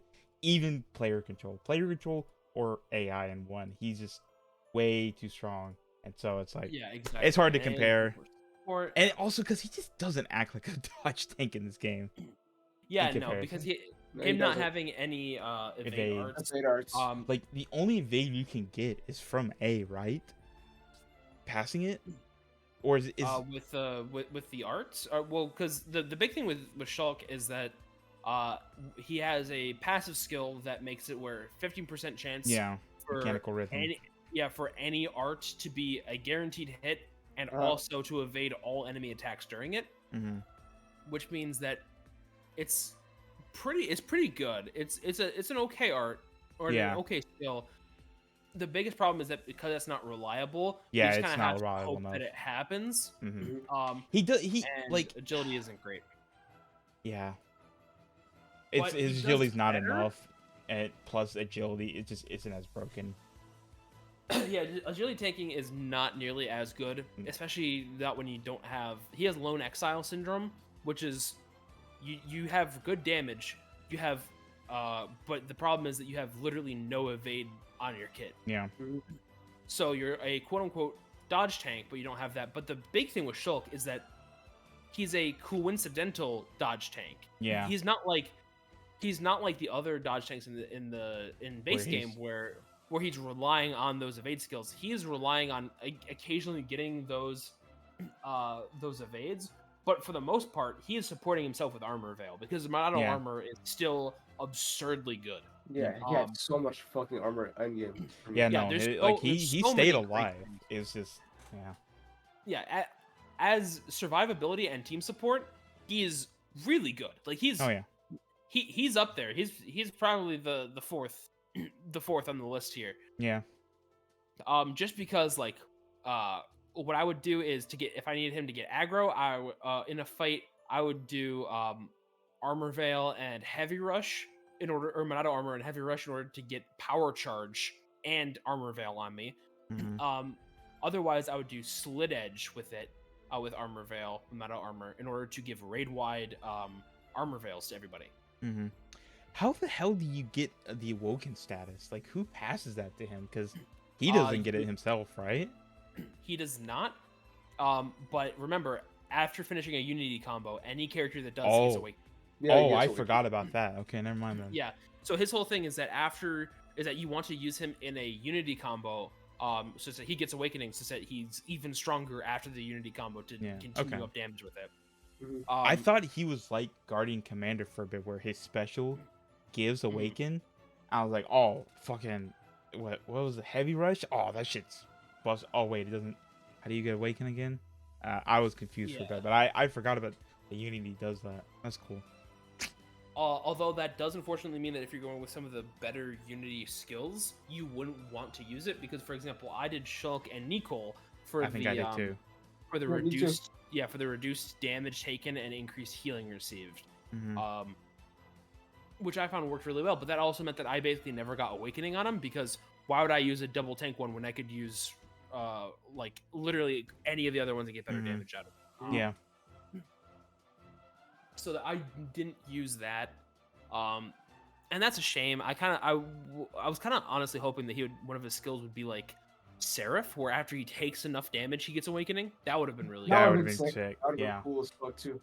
Be a bit more synergistic Yeah, and I think that would have worked outside well of relying out of yeah. Yeah, so I think that would have. He's a weird ass. helped He's a a bit. weird playing character. Oh yeah, Especially- for sure. But He's super weird. His team support is really solid though with Break, Oh yeah, and for sure. Armor Veil. Armor Veil being as good as it is, it more or less makes a certain other character a tank because of it. And it's Little bit, really yeah. good. As for in the game, aside from the gameplay, He's awesome. I gotta say, yeah, Adam Howden did a great job at reprising the role. Yeah. Really kind of sells like an older Shulk. He really that does. was so he perfect. It was like the perfect amount of like variation in Schultz. tired old Sell off Shulk. that he's tired. He's kind of like angry a bit. Yeah, Mhm. especially in his art stance. What? my Yeah, God. Oh my Purge God, and bro. Rage. Oh my Monado God. Rage. Dude, Yeah, Monado he Rage goes is like one of my favorite ridiculous. like art calls. Like I don't know what to call it, like ever in Xenoblade. I actually Yeah, love it. it's ridiculous. He just screams all of his art because he's just old, tired, and pissed off. And Yep. it's like that's so perfect for like an old Shulk. Yeah, especially in contrast to Rex. Yeah, especially in True, true, contrast to Rex, where Rex is just. yeah. He- But we'll talk about it. We'll talk about it. We'll talk about it. Yeah. Well, let's wait till we. So Shulk, man, he's so good. Yeah, he's really good as in a this. character, he's great. And he still has that kind of calm energy Yep. about him, despite having that undertone of just I'm too old for this shit. Yep, Mhm. he's seen some shit, man. Literally Yeah. has. Yeah, exactly. And we also get confirmation that he married Fiora, so that's Yep. WWW. God. I love Fiora. Melia found dead in a ditch. No, she has Donovan. Okay, I'm headcanoning that shit. I don't care. I'm not letting her be the only cuck left. I swear to fucking God. Yo, I'm even not Nia, living like what this. the fuck? I can't. I still, bro. Even fucking Nia, bro. What the hell? I can't believe know. that actually happened. I still will never, bro. What the fuck? Melia actually got fucked over. I mean, you guys are acting like more like in Bridget didn't make Senna. Like, I don't know. You're right. Wait a minute. He's What do you right. mean- Who do you mean? Wait a minute. Anyways, Hey, okay, move on, move on. Shulk. What's really cool about him to me is the fact that because he's so old, we get to see him as a father. And he's very. There's a couple scenes where he's kind of bonding with Nicole, where obviously he doesn't tell him that he's his son, Yeah. but it's so sweet. And Shulk as a character, he's so knowledgeable about everything. It's not like he's not the way that some games would do that kind of thing where he's just doing the same thing. He's changed. He's not just doing the same things. that He's been matured doing a for lot. years. He's matured a lot. And part of that maturing manifests itself as being like his mentor, which is very cool. Yeah. Oh my God, that line in Dunbar's house, it almost killed me. Which was like, which line? There's a fuck. couple. It's the heart to heart. They Yeah, they have the heart to heart in the upstairs. I was like, fuck. Damn it, dude. And however, considering the fact that he either died a while ago or he's in Yeah. the system. Mhm. Um, I can believe if Donphan did die, because he, like, even though he was only like 32, I mean, like, even by one's time he had seen a lot of shit, so I can believe if he just kind of passed. yeah, it wouldn't surprise me if Dunban. Well, literally he war didn't seem man, like that literally a old, war man. veteran in comparison to like Shulk and the Yeah. rest of them. Oh man, Dunban. You live on Shulk, Yeah, who Go. has just become you. Yeah, That's hard all. to It's hit such hard an as fuck. awesome angle that they took. Especially with the Call of Duty remix in the background, that shit hit, bro. Oh Mhm. my god. Man, Shulk. If only you were better at keeping aggro. Yeah, that's honestly the biggest complaint. But it's Mhm. also, once again, just like Nico, partially isn't his fault. Yeah, it's partially just. This XP3 thing. All I'm saying is, It is that plus if- certain someone else's fault. yeah, exactly. Oh It's my god, partially yeah, his this fault. motherfucker, yeah, true. Yeah. Is there I anything else we think- want to say about Shulk, honestly, or do you want to just move on? If it weren't for the next guy, unironic best glow up ever. You know what? Fuck it. The final character of the roster for the base game, or Probably for, the main story, is the man, the myth, the legend, the master driver himself, Rex Xenoblade. Let's fucking go, baby. Okay. The fucking Is there- goat, bro. okay. Out of all the playable Xenoblade characters in the franchise, is he not up there as most broken? Like Oh, he's I think he's the most broken character in any Xenoblade Yeah. game. Period. at least Yeah, we can say that. Yeah, we At- can say that. Yeah, at most least- broken ever. immediately most broken, because I'm sure Oh, like if you no, start he's- like some other characters could be a lot crazier when you start playing in-game shit, but also as with even one even in the character, in-game, I know he doesn't fall off. in the oh no, he does not fall off. He is Not at he's all. the best character at the beginning. He is the best character as soon as you get him. He does not fall off. Rex Xenoblade does not miss everything about him. He is peak. Yeah, literally, he just fucking miss. How, bro? It's There ridiculous. is nothing bad about him. They Two decided to give him positionals the best with skills. Yep. reactions, the best art in the game as both. Yeah, and best art fucking- ever that I've ever played with. I mean, I felt the Easy. same way in Xenoblade 2. I'm not gonna lie. I just loved hitting that. Oh, move, but, double like, spinning edge is the best. double spinning the edge best is part. incredible, bro. It's just it doesn't compare. I loved it in 2 and I loved it in 3. And Yeah. there's some actual decision making with it as well, because for example, dual, what the fuck is it called? Dual blast. Dual right? blast, yeah, that's Yeah. his launch art. Dual blast and I believe rolling smash combined are the Mhm. strongest attack for chain Yeah, attacks. Right. But Oh, it does so much fucking damage. Yeah, Oh it's my God. ridiculous. but at the same time, if you want rolling smash with anchor shot, you get another break art. You get an Mhm. AOE break and a top. True. Yeah, So he has the most in-depth decision making. Yeah. Wherein, okay, do I want more utility or do I want raw more damage during chain yeah. You got attacks? some options with him, which is really nice.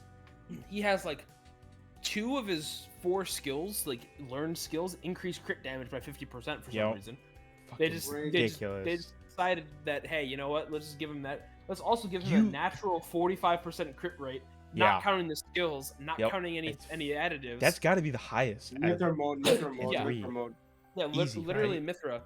They gave him crit recharge on double spinning edge, which they decided, hey, you know, I know it's called double spinning edge. Let's make it hit 4 times. Right. Quadruple. Fucking spinning edge. That would have been cool. insane. That would have been. I think double spinning edge just rolls off the tongue better. Yeah, it sounds better though. hmm They decided, hey, you know what? Let's give him the best top art in the game. Yeah. And they said, you know what? Let's give him the best launch art in the game. Yeah. He's got good AOE damage too, I feel like. Yeah. Hell yeah, he does. Dual blast is the strongest Mhm. attack in this game, or like Mhm. art in the game, and it's AOE. Yeah. Why? Literally just melted waves of enemies. He melted them with that move. He Mhm. has the best initiative art too, where if you attack somebody at the side, Yeah, with him, There's Oh, I launch. Like, abuse what that. the fuck is that? What the fuck? Abused. Yeah. Abuse that shit. Oh my god! Like, what were they thinking? They knew what they were doing, bro. Yeah. like he's just absurdly good, so good at ripping aggro. He has a skill where he's gonna be unblockable all crits Yup. ignore enemy defense. Like, Yup. what the fuck? What the fuck were they doing? What Just were they gave him cooking? everything. Oh my god. And then they decided, okay, you know what? Let's also have me and Glimmer have the best Unity skill in the entire game. Yep. Isn't it also the strongest, straight up strongest move? Unity Matthew and move? Rex. Okay, I heard gotcha. Matthew in there. Gotcha. Yeah, Matthew and Rex is the strongest actual finisher, but that skill, that But- like the Unity skill itself is so Oh, good yeah, that no. it makes up for it. Because I know Plus- that the description for Glimmer and Rex's is like the damage implies it's like the highest, but I obviously, you know, numbers say otherwise. But yeah, Yeah, like it doesn't matter it, because the effect. it also doesn't matter because I have damage capped burst with that many times. Oh, So Mm. so hitting damage cap with a burst is fucking crazy. Fucking ridiculous. So Rex is kind of good. For anyone that didn't play and is watching this, Rex's main move, double spinning edge. It's been too long for Xenoblade 2, so I don't remember. Double spinning edge. If you crit, you recharge at max level. The max upgrade for it recharges 30% for every crit. That is counts any other art you use, and double spinning edge hits 4 times. Mm-hmm. So very easy to just recharge, hit it, recharge, hit it, Yeah. recharge, and just steal aggro. Yep. And so with max upgraded weapon and without any accessories that give him extra crit, I believe my Rex has 68% of the time Yeah. that he hits, it's a critical hit. Yeah. And it Oh feels like my 100 God. sometimes. Oh Yeah, my it feels crazy. So basically, Yeah. if you crit 4 times, that means that double spinning edge is back Mhm. off cooldown. Yeah. So that hits. Also, oh Uh, my god, dude, his auto attack, not like you barely ever fucking need it. His auto attack hits twice. It's Yeah, his auto attack fast. hits twice. It's super fast fast. as fuck. It's so And fast. I don't know if you guys noticed this. Did you guys notice that the animation that he uses is the same as Morag with Bridges? Yeah. Oh, it really? is. That's funny. I noticed. I noticed. That's it. pretty cool. And Does- also the name of the swords are very similar to the to Bridges' weapons. Mm. The Firelight Um, sword compared to the I think I they don't were just- remember just, Eddie's. twin swords. It's been too long, like I said. Does he have any moves from Zeke? Dual Blast uses the similar launch animation Okay. that Zeke and Pandoria's launch does. Oh really? Okay, Yeah. that's cool. Yeah, I think it's he's electric something. It was some over the top shit because Zeke Yeah. on Gimbu Ultimate Bringer of of Chaos. course. Also, yeah, if it wasn't obvious, he's like Shulk did. He's pulling from Zeke, which is awesome. Oh, he's pulling from every single character. Oh, that yeah, yeah. is that's a more advanced swordsman than he was in the game. Yeah. Which is really fucking cool. Like, so for example, he pulls shit from Mithra, wherein, oh hey, you know, here's crit recharge on Yeah. my Yeah. shit. Obviously, Uh, yeah. He pulls from Morag. Oh here, let me do the auto attack animation. And also pulls the from Zeke. dual swords, if you want to count Yeah, that. dual swords. Yep. He pulls from Zeke both because you know the eye thing, which it's funny Yeah. that he even mentions it in a Yep. cutscene. Mm-hmm. He's like, oh, I kind of like it. Fucking, there's one guy I had. He had an eye thing too. Mm-hmm. That I love that Like- cutscene. Man, what a great guy that Rex is. I love Rex so much. they gave him fucking everything. It is ridiculous. He is. He is. You peak could at- do Yo, nothing, like no exploring. Just get everything in Rex and clear this game. I think that's what Enel did. I think that's. Yeah, what he I said believe he it, did yeah. to me, Yeah, to make I'm videos pretty and sure he stuff. did say He just that. Soloed Rex and Yeah. beat the game. And what's funny to me is the fact that for a good chunk of the game, I had Dispersed Bloodlust, which is the thing that reduces aggro by Useless. a percentage. Fucking useless. I had Brimming Spirit on both my tanks, and I was still ripping aggro. And eventually, I just said, "Okay, fuck it. I'm not gonna do this. I'm Yeah. just gonna remove that, get more damage, and Yeah, because if he I'm dies, better at whatever. this." Like you weren't using. Yeah, he'll come back. Yeah. But Just he- let he- like he dies. Just let the AI play as him until he recharges on his shit. Oh, Straight up. oh yeah, yeah. Until he recharges, and then just goes Go back right to back double to spinning edge spam. And of course, Glimmer gets it up and immediately heals them and immediately gives them Yep. crit recharge, or immediately gives them the crit buffs because I gave her devotional necklace, so she Yep. immediately does that. There's just peak. What can And I It's then say? once ridiculous. Glimmer pops a crit buff on me, I know it's done, and I'm just it's over. Mhm, Yeah, mhm. it So is. it's just It's what else 100% needs to be crit said? rate, and it's over. It's so Mhm. funny. And just- he's the best in chain attacks. Yeah. There's What is He how is the strong is best damage Deliverance dealer. Hue? Like, is it just like the second strongest after like A's? I would assume. no. AIDS is the second strongest. Deliverance Hue is the strongest. Okay, never mind then. Okay, gotcha. I figured, like, originally did think, oh yeah, it's Rex. He's probably hitting hard as shit. I'm just gonna Yeah. use him. Yeah. Deliverance Hue. Yep. Oh yeah, baby. And his base ability is reducing enemy physical defense by I think 45 percentage points. 45. Probably, yeah. 45. Yeah. Alright, yeah, 45. Yeah, so if you give him a good heroic chain as well, I gave him the Mhm. heroic chain where every single time that I pick him in a chain attack, it increases the damage ratio Fuck yeah. while also keeping its completion bonus. So I Mhm. still get the 45 percentage Yeah. points at the end. Rex, Just he damn is near, basically a so perfect good. kit. Basically a perfect kit on the character on a I DPS. would say, and what else is crazy is he also has that one skill where if an ally is low HP or down, he does, I think it's 120% more damage. Or no, I think it's 50% more damage, but takes 30% less damage. Yeah, yeah. Yeah, I heroic remember that. spirit or something like that. Yeah, something so like he's that. just like, so he just casually is kind of tanking a little bit, and considering the fact that like if a DPS dies or if Nicole dies and Shulk is up, you're getting armor veils. You have 30% mitigation from that skill. So he's like kind of tanking. Glimmer's good enough to keep you up for a bit, so you can just get off all the stuff you need.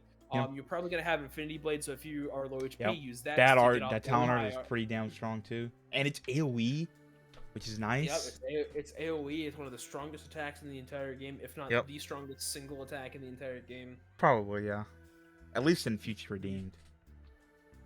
Oh yeah, I'm sure like Some dumb bullshit in base I'm game sure is stronger. I'm sure Transient Bond, Wild Wave, Soul Hacker is probably stronger, but Yeah, Yeah, they Wild is still nuts, yeah. they gave him heaven and earth. This character. Yeah. It's fucking hilarious. To Rex put it then- literally lightly. has everything. and then they also gave him, in my opinion, the best redesign that they possibly could have given Oh, him. 100%. Oh yeah, it's incredible. It looks actually incredible, bro. Him growing all the way up, getting pants, having a compression shirt with the vest, keeping the salvager anchor. Dude, he's a DILF, both literally and look-wise. yeah, like- yeah, oh yeah. The people tend to misuse DILF. That is a DILF. No, yeah, That is- 100%. That man. Literally, like actually. So I gotta that is ask, the best. the Aegis swords here are a little different from the two, aren't they? Like their looks, not- they're not the Yeah, same. they're not replicas, Aegis. right? They're Yeah, replicas. Yeah, they're just blade versions of Okay. them because he does not. Have Oh the, yeah, you're those right. They blades. totally are just blade versions. Yep. Yeah, there's because he not- summons them. Yep. So Well, I I wonder, mean, you I know, wonder, I You wonder know, who made Shulk, them. Shulk summons. Yeah, that's probably Riku. I I believe it. guess. Yeah. I don't think they ever mentioned. Yeah, might they be, don't. like, I a doubt it. Side thing. Which it doesn't matter, but it's like, Yeah, That's- but I- he like, uses that's the two thing, swords is that he puts together to make a giant Numa sword, which is yes, fucking I absurd. love that. Insane, I really insane, like bro. Oh my god, so cool. that. So when I was playing until like towards the end, I completely forgot how Origin worked, and I was just like, is everyone dead? Like, where did Pyra and Mithra go? Wait, yeah, I have a question about Pyro and Mithra too. Go for Like, it. They okay, so they're not okay. Wait, okay. Are they? They are the fists of what are they called? Fist of the end. Yeah, that's Pyro and Mithra, right? Yeah, seemingly. Okay, got it. Oh, really? Okay, I didn't catch Yeah, on so, to so, that. that's Pyra and Mithra, and then same way of where seemingly the will of Logos is in the Malus? Sword of the End. Yeah, Mm-hmm. Yeah. Okay. yeah. Malice is in End's Sword of the End. Yeah. That okay. That is something that So Pyro and I. Mithra like can't come back, right? That means they can't come back. I mean, it depends on what you mean by come back. Like in Origin, no, they're not. Okay, yeah, They don't exist as people in Origin, but seemingly the will of them, like so it sounds to me. This is kind of speculation, but not Yeah. really. So you know how the Ouroboros stones were from the Queen of Agnes or Nia, and the sort Yeah. of the end or like Lucky Seven came from Melia because Hmm. that's what the game says. So it sounds to me like the Ouroboros stones are literally Numa, I believe it. Yeah. or because it's like the will of, or maybe not literally like the Numa core crystal, but it is the will of Numa that is actively making them, and that's how they're being made. And that also explains why whenever we would see Ouroboros aura, it's always green. Yeah, I was gonna say the green origin. Mhm. Yeah. Whereas the Sword of the End is seemingly Malos's will, and it's always whenever you see the aura around Okay, end, it's always if like that is Malos, wasn't he destroyed though? Like, his core crystal was chipped. okay, Like so he was not, he could not be summoned again. But like I'm sure that the will of the crystal itself was around. okay, makes sense. Mm, If the crystal is around them, then that's fair. They can do whatever bullshit they want. Yeah, like he's dead. He can never come back as a character. Yeah. And that's also why the sword itself is more or less just a sword. Like it's not like End sword isn't absurdly world-shatteringly powerful. Okay, so I have a question What's up? about the Sword of the End. So End just has his own Lucky Seven and Sword of the End, right? So they changed it. I don't know if you saw. Go but for if it. you look at if you look at the sword, it is different. Yeah, like I So noticed it's- it was different. So the Sword of the End, is a different looking sword compared to the Lucky Seven. And in the original base version of the game, in the same patch that they fixed where food doesn't work, actually, they That's changed it to where in cutscenes, N has the Sword of the End rather than the Lucky Seven model. oh shit! I didn't know So that. I think it was like Probably an an oversight that he had actually Lucky Seven. Oh fuck! Because Lucky Seven itself was a sword that Okay, Riku and Melia specifically made. that makes a lot of sense then. Yeah, with the intention of being able to destroy flame clocks, such that when Riku would find somebody who was worthy enough to do it, Yeah, he would pass could- it on. yeah, made of origin metal, yada yada yada. So how does End have a Sword of the End again, and then Noah gets his own? That's where I'm lost. I forget from the base game if it's from information from the base game. Well, you see, we're gonna move on from that. And Oh boy, I asked the worst question. we're gonna move on from that, ladies and gentlemen. And but no, I don't think it's. I don't think they ever directly say exactly Okay. how he got that. Although it would. I know it was entrusted to him by. Oh, actually, no, because N already had it beforehand. Is it So I just don't because exactly they're know. Noah? Is that gonna be the answer? Maybe. Okay, I I really can have no accept idea, that. but I actually have no idea. I don't care then. Whatever, protagonist shit. That's fine. If that's the answer, I'll live with it. And apparently N also named the sword something. Oh wow, that's funny. Which can I just say? Do you remember what Mio says, or what Noah and Mio say when they're talking about naming the kid? How it's like, oh, it's not a good idea for me to name this kid because like you saw how I named my sword. So Mio's like, yeah, okay, I'll do it, and she named that fucking kid Gondor. That's bro. funny as Let fuck. Noah do it, bro. Yeah, Noah would let have had a Noah better do it. name. Noah would have had a better name, bro. Like. I guess since we're past all the characters, I saw a tweet and I have no idea if it's true. Does Charlotte's bloodline really lead to Shania? No, That Shania has to be is from Fury. no, No. because Shania is House Doyle, which means that's Nile. Oh wow! Oh. Oh, that's Yeah, funny no, yeah, as it's fuck. Oh, that's so 'Cause funny. Because that's okay. Cool. Wait. So Rex is, or Linka is Cassini. Panacea is something. I forgot what. I know. Nicole is Ortiz. Obviously Matthew's Van Dam. Mhm. Nael is Doyle. I forgot who Glimmer and Shulk were, because I know Rex is Cassini. Okay. So it's Linka Cassini. Just funny thinking about that character, like But yeah. where they came from, descendant wise. Although to be fair, that kind of makes sense with Niall, right? No, yeah, absolutely. That actually makes way Which- more sense. It makes Which way actually- more sense now if you think about it. Yeah. Shall we move on? Oh, yeah. To Niall? Okay. I didn't get to Beautiful, play as she's her. gorgeous. You can't play as her. No, you can. Yeah, Yeah, you can. play as her. What? Oh wait. Oh, can you not? Oh, you can't party controller then, huh? Yeah, and No, I she's- really she's- didn't like she's a that. hero. But Yeah, it's I, cool. Okay, bet. I wish we could, because she has like a full. Yeah, kit because we everything. got to play as her in Yeah. the story, but then we that's kind of weird. Whatever. That's kind of bunk. Yeah, it's weird. Although her damage is pretty good. I give her Warp Black Brooch and she does like hella damage. Yeah, you saw how high her attack stat is? It's crazy. Yeah, she is. Her attack stat. She's basically. I think she's probably the second best DPS. Obviously under Rex, but Yeah. yeah, she's good. She's an extra little side character. Can I just say though, peak character design. Oh, yeah, she's Ridiculous. fucking Peak. incredible, bro. I'm sorry. Insane. That's I'm the best sorry. character we've had in Xenoblade, I think. The- Crazy, right? The Yeah, amount right? of Okay, good, times she had on the code, I was like, nah, take that shit off, good. bro. You are distracting. Yo. But that coat is also raw. It's cool. Wait, no. It's cool, but not. nuh-uh. It It's is so distracting. insane. She is. And listen, I have typed this message out in RPC. No. I've We said are it to not. friends. Nope. You're not allowing me to say it? Nope. I mean, we're really not gonna allow him to say it. Nope. Well, I'm not getting age restricted. Okay, you know what? Never mind.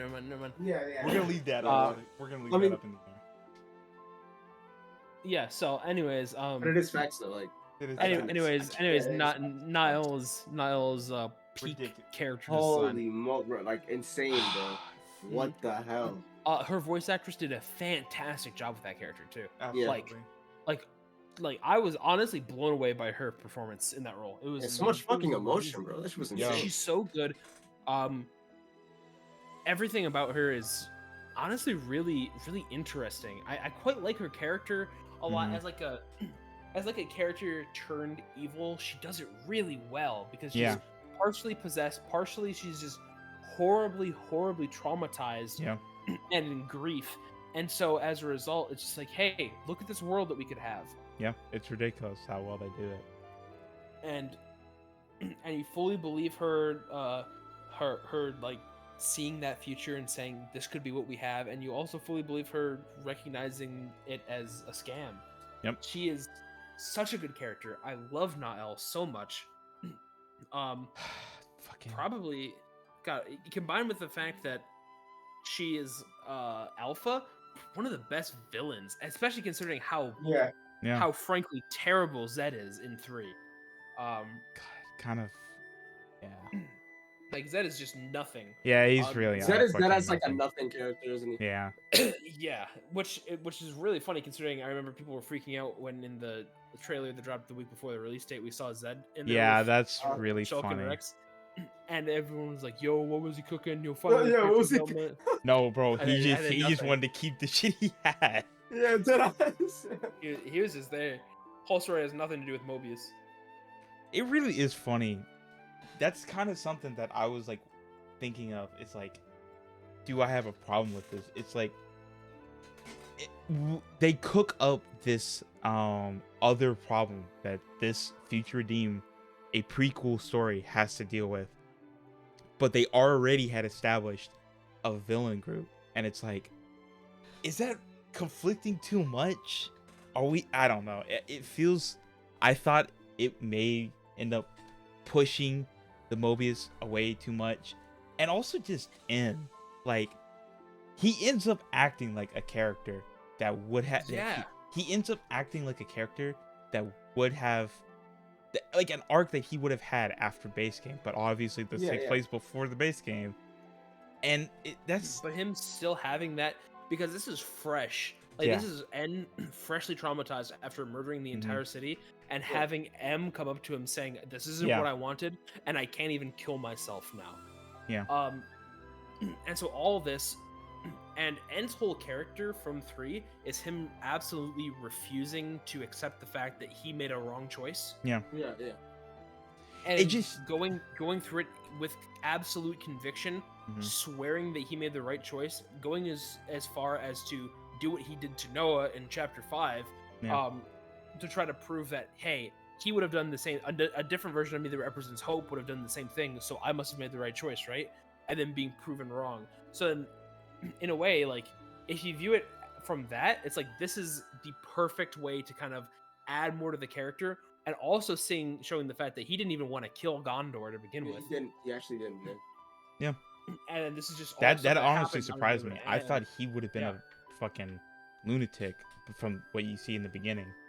But it's like no, Yeah, he no. he's like, oh fuck, he has oh this- well, I guess I'm committing to this, whatever.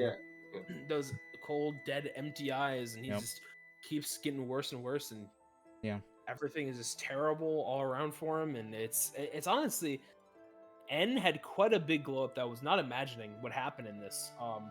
And then all that character development that N got, and I find it very funny that Zed got literally. Literally, nothing he 'cause didn't was even just- show up. Yeah. Didn't even Yeah, show he up didn't after show that up. Did he? beginning. Did he talk? Yeah, no, he literally didn't show up. Yeah, it's very funny. Well, I mean, he showed up in like a scene to tell, like a flashback. Oh, yeah. to Yeah. end to be like, Okay, he didn't show up yeah, at the end. I think I'm pretty sure. Right? yeah. No, he didn't. Okay. No, Okay. he I didn't, thought. Yeah, because you see him in the theater Um, once. He was, yeah, he was mentioned by A as like, hey, you know, Zed's probably Yeah. gonna take control of Yeah. this after we do this, and then just like you know, I think somebody will take the reins later Yeah. on, much later on, and handle this. Huh. But yeah, so I really like the and- line at the end after they fight. Like it looks like they're gonna fight in one last time, and it's like Matthew. I think it was Matthew has some line about like we're gonna take care of Mobius, and it might even be you. Yeah, it And might even. I be think you, it was yeah, a line yeah, along those yeah. lines. I was like, "Fuck you," okay? that's really good. It was really good. That was a raw ass line, bro. Yeah. God, the line is so raw. Although, Mhm. okay, there's something I want to go back to actually. Okay. Because we've kind of skipped over it because I got really excited because we're thinking about Niall. With Rex. So I want to go back for 1 second because Rex had a really good monologue at the ending there. Mhm. What are you guys' thoughts on Rex's new voice actor? Pretty damn good. It's good. It's really good. Yeah, it's good. I like He it. does a I really gotta fucking say- good job for an older Rex that has much more of an edge. Because like this Yeah. Rex obviously has seen some shit, and he's had to like he acts like he has had. Oh, I've had like he goes from the happy-go-lucky fucking 15-year-old to like, oh fuck, like even though I saved the world, we're in some deep shit, and so like he Yeah, exactly. does a really good job of putting on that for an older Rex. And I specifically gotta say that I don't necessarily know too much about the voice actor himself, but he does a really, really, really good like the same dialect as Al Weaver, like a northern. Yeah, like UK accent. perfectly. Yeah. It's like, and it's one of those things where it's really damn good. Like, Yeah, like it's ridiculous. they did him justice. Even if they didn't bring Al Weaver back, Yeah, um, who knows what could have happened, Fergus like O- we said, but Fergus O'Donnell, I think, does a fantastic job. Kudos to him. yeah, straight up, good fucking. Reprising, yeah, coming up as a basically a new character. Yeah, literally. I saw a tweet the other day of like, man, we really got this good of a Xenoblade, like a good of a Xenoblade dub across the games, even if like you don't fuck with 2's dubs, which is fine, but I think it's obvious what that game's problem with dub was. We have such a unique dub across the games that all because Nintendo of America was just too fucking lazy and just didn't want to localize the game, that Europe Yeah. took over. Yeah, literally. Literally Yeah, just all- because they wanted to be in that era where they didn't want to seem like a Japanese company, which is fucking hilarious. And they just like, no, we don't want to bring over some Japanese games. It's no, we're good. And then it's like, oh, Europe just has to hires fucking stage actors, bro. Are you kidding me? Imagine the timeline where we had Xenoblade 1 with Troy Baker and some shit and Laura Troy Bailey. Like, just imagine that kind of hilarious dub. It's so funny, Oh, but like God. the Cheesy, most unique anime dub in like references. a Japanese RPG, easy. And it's yeah, awesome. seriously. Yeah, and then it comes across, and I especially really love how certain races in Xenoblade Mhm. have different accents, like how That too. a lot of blades in 2 have American accents, Mhm. Mhm. which is kind of interesting. I'm because still it glad they really had stuck be to that, for a even in while. 3. Both 3 and Yeah. Future Redeemed. And then in all the Gormani being Welsh is Yep. a peak, except for Nael, who is British, Oh, is she because that British? is yeah, she's British, but it's notable because that makes more sense because the fucking Noah's British, so it's kind Mhm. of like they're Yeah, kind of makes mixing sense. things together a little bit. So it's like, oh, okay, that's cool. She kind of sounded like a British Mio, like Yeah. the way she spoke. Yeah, so she's very British. Love Nile. I would do holy things to that woman. Go to the ends of the earth. Oh. God. What else? God, Anything what I else? wouldn't give to be one Oh of yeah. those children. Gameplay changes from the base game. How do y'all feel about the so the main things were Unity pairings and Unity attacks. Fusion Arts getting a third effect because obviously you can only have so many effects because there's only 6 arcs total. Yeah. And then other than that, what's the other thing that they're missing besides obviously the class system, but like combat wise, it's those 2 things and There's the volume, the chain battle attack volumes. accessories. Yes, those. Like, how do y'all Yeah. feel compared to the base game? Like, no class system, 6 set characters, but we have these changes. How do you compare them personally? So, I would say that because obviously they couldn't make like a whole class system for this Yep. game, Yeah. it'd probably Yeah. be too much. They did a really good job of making the characters feel entirely complete as they are, while giving some nice customization with the fusion arts. I think that's really interesting, giving some meaningful choices as to which arts you decide to put where. Mhm. Yeah, is- I especially like the is fusion really art cool. shit. Mhm. Yeah, it's really cool. It gives you some meaningful choices with a good chunk of the characters. And that's really neat. I really like that. But I'd say that because each character is given 6 specific arts, it allows them to feel more complete than any individual job in base game did, because they only had the Mhm. 3 that they could have in the 3 master arts. Mhm. And that's really cool. I think ultimately, while the class system makes for a more fun game because of how modular it is, for a side story being Yeah, like they did a good like, job. I 100%ed it in 30 hours, you know, like Yeah, it's really small. I mean that's It's nothing. it's Let's be per- real, it's bro. perfect. Well, yeah, it's perfect for what it is. Like it's Yeah. I think it's perfect. The Unity pairing system, I'm gonna be entirely honest with you, and I think it's like this for most people. The interlinking system in 3 was not good enough. Like there wasn't enough to it. Mhm. For example, like it's one of those things where, okay, so we get it up to level 3 and then we use it. But for the most part, unless you specifically turn on the option to manually do it, which I Yeah. always do because Yeah, me too. Absolutely. Yeah. because otherwise AI they'll just sucks blow at it it. when they get to low HP. Then you just kind of like use it arts. You'll be in the form for like 20 seconds max, and then you're done and you're back to normal. And it's like, okay, like sure you're invincible. In all honesty, I mostly use it for running out of encounters with higher level enemies because I'm invincible during it. Yeah.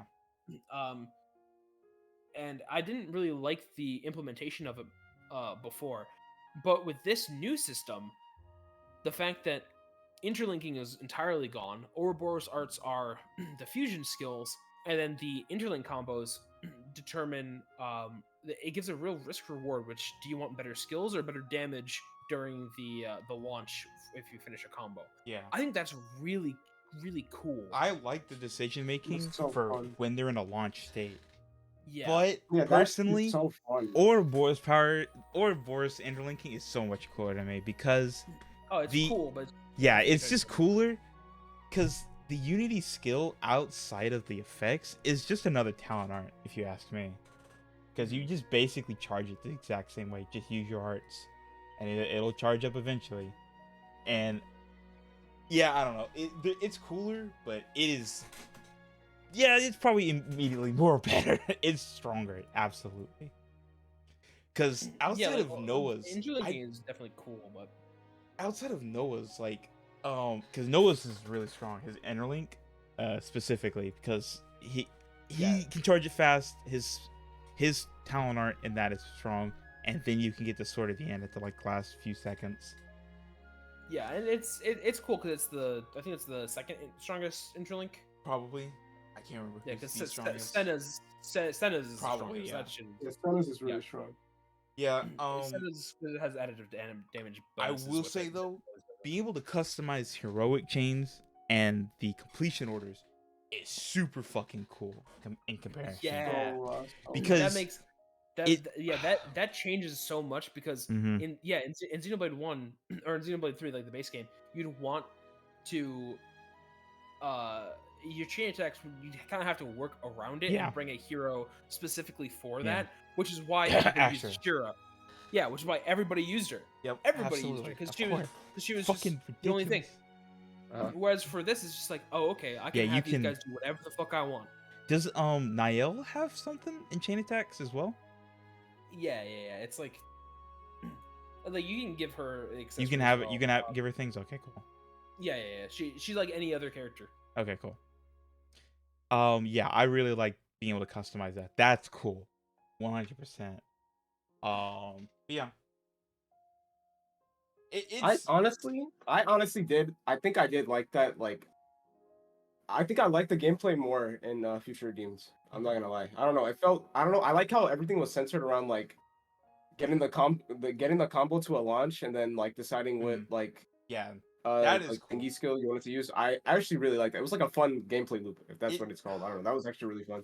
The only problem I had was that so much of the time, especially doing the super bosses, it really just went down to, okay, when will my breaker get a break with the breaker? Yeah, no, for real. Yeah, true.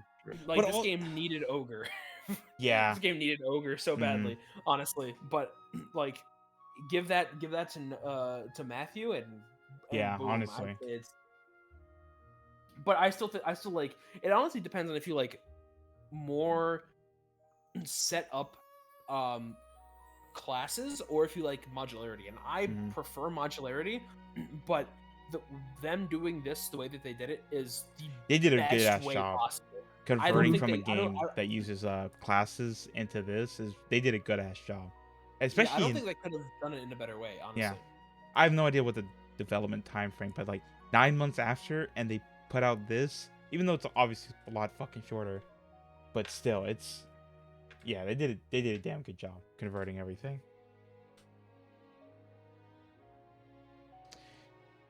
trying to One think. thing I definitely liked more in Future Redeemed, but also I understand it wouldn't work in the base game, kind of, is the exploration, because trying to get AP a lot, Insane, bro. Fucking and they dude. give Oh, you yeah. way more incentives to go explore. I like that a lot because I already liked yeah, I exploring loved it. in I base fucking game 3. loved it, bro. I liked Yeah, it, me but too. after a while I was like, okay, I don't need to do this as much, but I still like Then to. I got to Condensa. Yeah. Oh my god, condense. Oh, But in Future Redeemed, it's so much better just because of the incentive to just find everything, get the growth kits, get all the AP that you can, actually do the Collectopedia and the Enemypedia. But I also understand that it wouldn't work, at least in mostly the same way, because obviously in Future Redeemed everything's shared, and so Yeah. that wouldn't necessarily work in base game.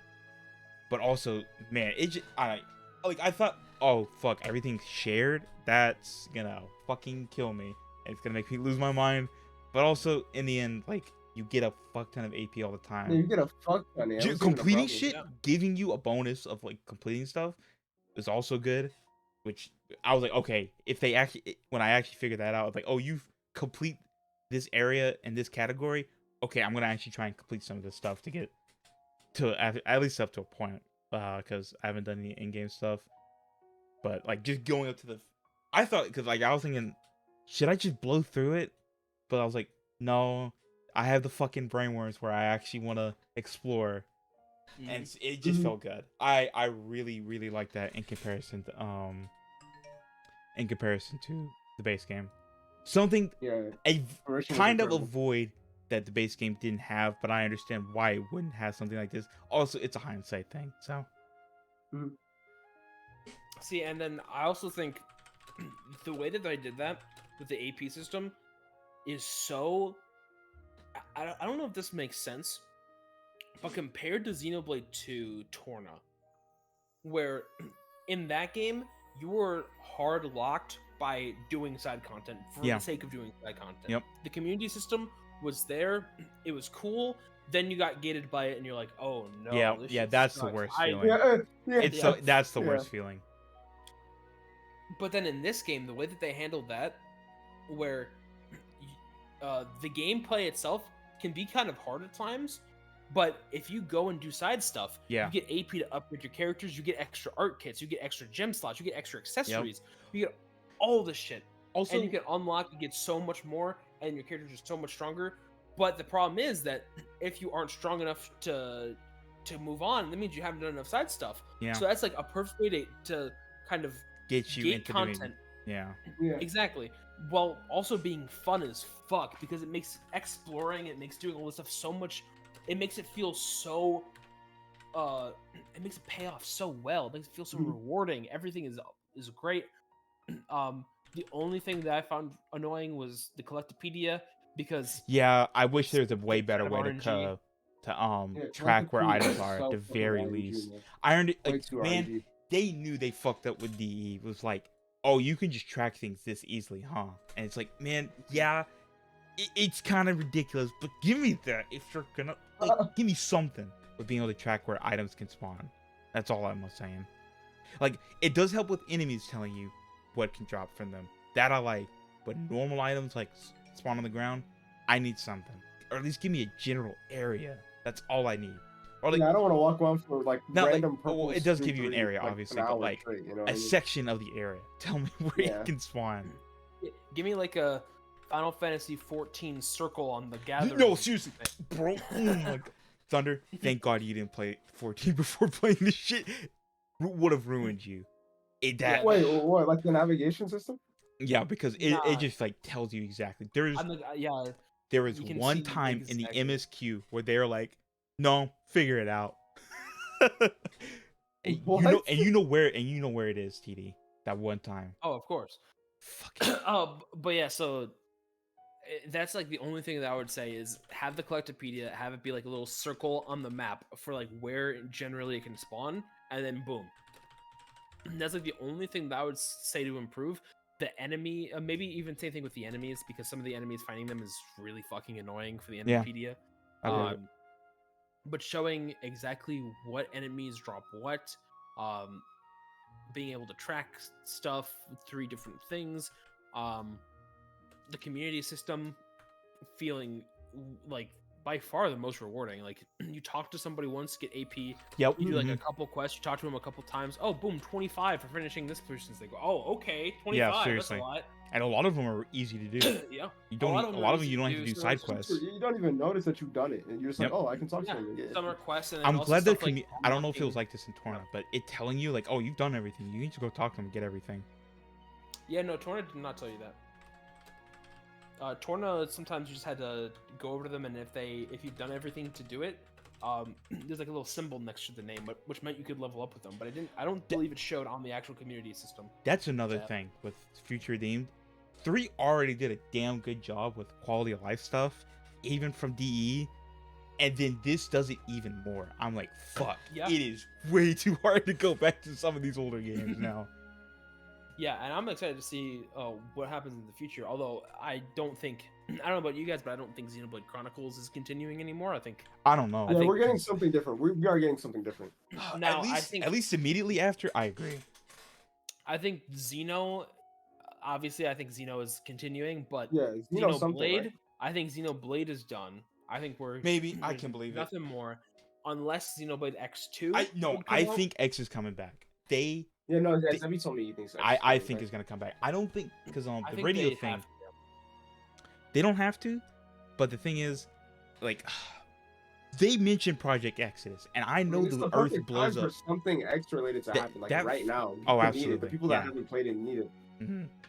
And the cliffhanger at the end of Yeah, X. dude, as well, the cliffhanger. That's the only thing I know about that game. It's like, nah, you cannot be a Tetsuya Takahashi game and leave off on a fucking cliffhanger and never follow it up. No, we can't do that anymore. It's not 2000 whatever when Xenosaga 3 or Xenogears. Okay, he's getting his fucking games. It's not 1996 anymore, bro. We can't Right. do this. I so think X will come we back. talked about it. I think X2. I think Yeah. probably like They- a port like- of X and then X2, and then I think X2 will probably close that out, give it some more Probably. connections to to the main Xeno universe, and then I'm thinking if it continues past that, we're dropping the Blade Chronicles. Probably, and we're yeah. going I into can a see new them dropping series. Blade after a bit, but Yeah, all although in- I think the I gameplay just think- system should probably stay. I just think they would not Yeah, what do you mention think the gameplay's Project gonna be like? Exodus. They would not mention Project Exodus as just a sneaky little nod, like, like you guys know this. If you know, you know. Like, no, they mentioned that for fucking reason. That's all I can say. I agree with you. I don't think it was just like some funny like thingy. It was definitely a hint as to like what's happening next. Mhm. Same with the meteor that people think is Cosmos. Yeah. Or Oh, Elma, that right? one Or is Elma? I think that it's one is either much Elma or more. Cosmos, right? That It's one either is. Elma or Cosmos. I think it's very obviously Cosmos, because the only thing keeping it from X being connected to the main Xenoblade timeline is because the Earth is just gone. It is very much destroyed in X. The only thing it could be is that something happened to the Earth that we do not know about in X. Like, is Unless I don't know. unless something happens with X2, Yeah. and they specifically say that, I don't know, maybe it was like, it wasn't the entire universe, it was just like a certain galaxy Yeah. was Mhm. destroyed, into the people that left for Project Exodus watched as the Earth got quote unquote blown up by the Saviorites, but in reality it wasn't that. It was Something else. it was I It was was gonna say it was Klaus. It was Klaus. Klaus, yeah. Yeah. Mhm. And so then they thought that was the aliens or something like that. Yeah. I could see something going on with that. Mhm. We'll have to see going on. The Xenosaga how they connection is decide- way more obvious, but I still think that we will get X. Because yeah, them name that dropping game Project specifically, Exodus is big. that game specifically pulls from Saga a lot. Yeah. From just Oh yeah. designs, literally, like, but yeah. In fact, so there's another theory that I saw going around, Okay. and that's that when the two worlds merged Mhm. back together, it was reborn back into the world from into Klaus's world, right? Yeah. And so then the reincarnations that Origin is going to be the future generations of people born in Klaus's world. Oh, So it you was think almost that as could if be so where it- X leads to? So it was that- almost like a blip in history, which is exactly why Xenosaga is allowed to continue. Mm-hmm. So What? so Oh. so I could see it being like, oh, okay, X is a continuation from that, and Xenosaga is also a continuation, but Xenosaga would obviously happen, and then X would happen afterwards. So I could see that being the case, Yeah. and then maybe that could also explain why Telethia are in fucking Xenoblade Chronicles X, which nobody has any explanation for. Yeah. But yeah, good game, great series, strongly Fucking- recommend. Yeah. Niles' peak character design. Kind of spitting. God, What what do a you guys fucking think series. the gameplay is going to be like in the next game? Fuck, I don't Is it going know. to be like completely different again? Well, it's never completely different, I- but like I hope they stick with this. With the, I had to stick to something like the, this, yeah. the action MMO type combat that they have. yeah, going I on. really like it. I really like it. And they've shown time and time again that they aren't done evolving it. Mhm. 100%. Honestly, from Torna, I was like, how can they do better than this? And then they did the class system in 3, which is like Ridiculous. holy shit. Crazy. It's like absurdly fun, especially for me as somebody who loves like Yeah. because Xenoblade Chronicles 3 to me seems like the ultimate love letter to JRPGs as a whole, right? Yep, absolutely. I would specifically say that Xenoblade Chronicles 3 is like the love letter to almost Final Fantasy in the way that Xenogears originally wanted to be, because Yeah, Xenogears I was believe it. originally supposed to be the original 7. plot to Final Fantasy 7. Yep. Yeah. Oh, And and also then- Chrono Trigger, by the way. Yeah, and What? and a sequel Yeah, to Chrono Trigger. it was Yeah, yeah, it Oh, was shit. it was 2 What the different fuck? games in development, which is fucking ridiculous. that's crazy. yeah, but the thing is that it was said that the plot was too mature for like a Final Fantasy game, and it was also like, how do you make a Chrono Trigger sequel? So let's not do that. So then instead they made Xenogears, using that plot, and then for 3, with like the class system just being like the Final Fantasy job system, Mhm. with like Soul Hacker just being the best Blue version Mage, of Blue literally. Mage ever, it really feels, and so many other things throughout the game, it really does feel like a Final Fantasy game. You have all of your party members all with you at once. It Mhm. feels almost like what Final Fantasy 15 should have been. You know what I mean? That game So- isn't real, so I don't know. I Yeah, don't care. yeah. So this feels like the perfect JRPG, and with the DLC, which by the way is still fucking crazy, that Monolith is asking for $30 for that expansion pass, which has some of the most, like, that gauntlet mode is one of the most fun fucking roguelike. You can Mhm, add I've heard roguelike good to shit. anything and it's better. Yeah, add a roguelike to literally any game, and it's incredible. Exactly. That alone with the rest of the expansion was out, to me, was probably worth like $20, and then they added a whole other fucking 30-hour long DLC, which is amazing. Ties together the story, has different gameplay, Ends the saga. ends the Yeah, saga. ends the saga too. Yeah. And it's like, to me, that's kind of like a full price game, honestly. Like, It's ridiculous. Oh, is it getting a physical release, by the way? Do we know yet? No. we they've don't not know yet. confirmed. No. I think I saw something on there was some data someone pulled that that could have implied that it was going to or will get one eventually, but I have no idea. That'd be sick. That'd be really cool. sick. Is it because you could have all 6 campaigns? Well, no, technically only 5 out of the 6 physically separately. Yeah. But still, yeah. but yeah, goddamn, what a fucking series, man. Yeah, I can't believe it's Seriously. over. It's like, actually, I don't. I can't Like, one of my comprehend it. favorite of all time. Easily. All 3. I don't think. Yeah, oh, of course. All 3. I definitely think that. So I should have mentioned this when I first went through, but over the past couple of months, I've actually been replaying the entire series. Yeah, I know you of talked Xenoblade, about so- this to me. Oh yeah, you told us. Yeah. Yeah, so I played Definitive Edition just about 2 months ago, maybe like 2.5. And I went through it and I was just thinking about the gameplay as I was going through, and it's like, okay, after playing 3, definitely does not hold up nearly as well. Yeah, really. But Really still, different. I still had a lot of fun with it. 2 still held up fucking amazing. God damn. Two is I love. I will love say Xenoblade that I will say 2, bro. that the story did not hold up as well.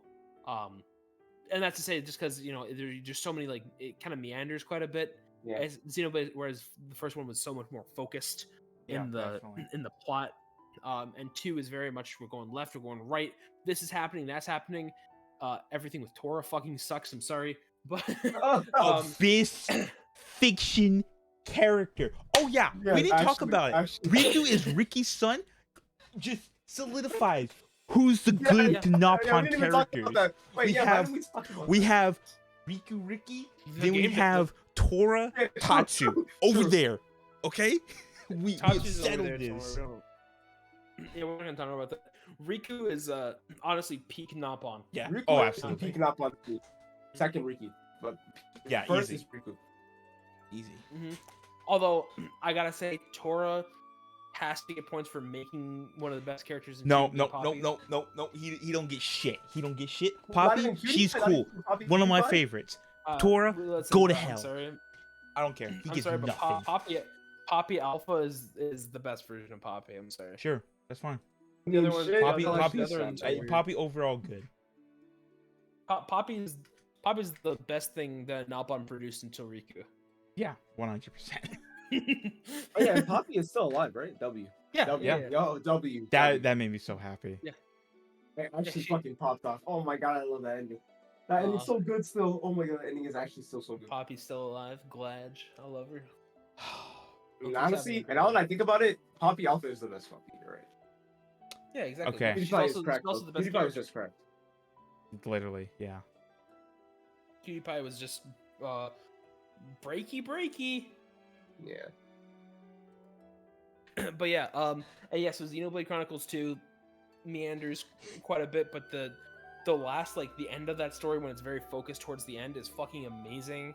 And then Torna, god damn, Torna is good. Holy fuck! If it wasn't for the community, holy shit, Torna is fucking amazing. I love Torna. Jin's my favorite protagonist. Easy. J- Jin is my Jin favorite He's thing one from of the best Xenoblade characters. And from you know the- what? Jin No, is- I am yeah, putting that peak. nail because I saw that tweet and I got reminded. Jin is the protagonist. Laura, his driver. Okay, we're putting that. Everyone that puts Laura as the protagonist, you're disrespecting the goat. Okay? Nah, no. I mean, Laura is No, go- yo guys. No, Laura is goated goaded, too. but you put some respect on Jin. Okay? I'll have you know that Laura is the driving force for Jin. Go to hell, bro. Am I wrong? No. I'm a Laura supporter too. Yeah. Jin's the Laura's protagonist. I big. don't care. They All- their all I'm words. sa- all I'm their saying words. is Jin. All I'm saying is Jin and Laura should have gotten in Smash before Pyro and Myth. Oh, absolutely. 100%. Oh my god, imagine. Oh. That's all I'm saying. That's all I'm saying is I also like their designs better. Yeah, absolutely.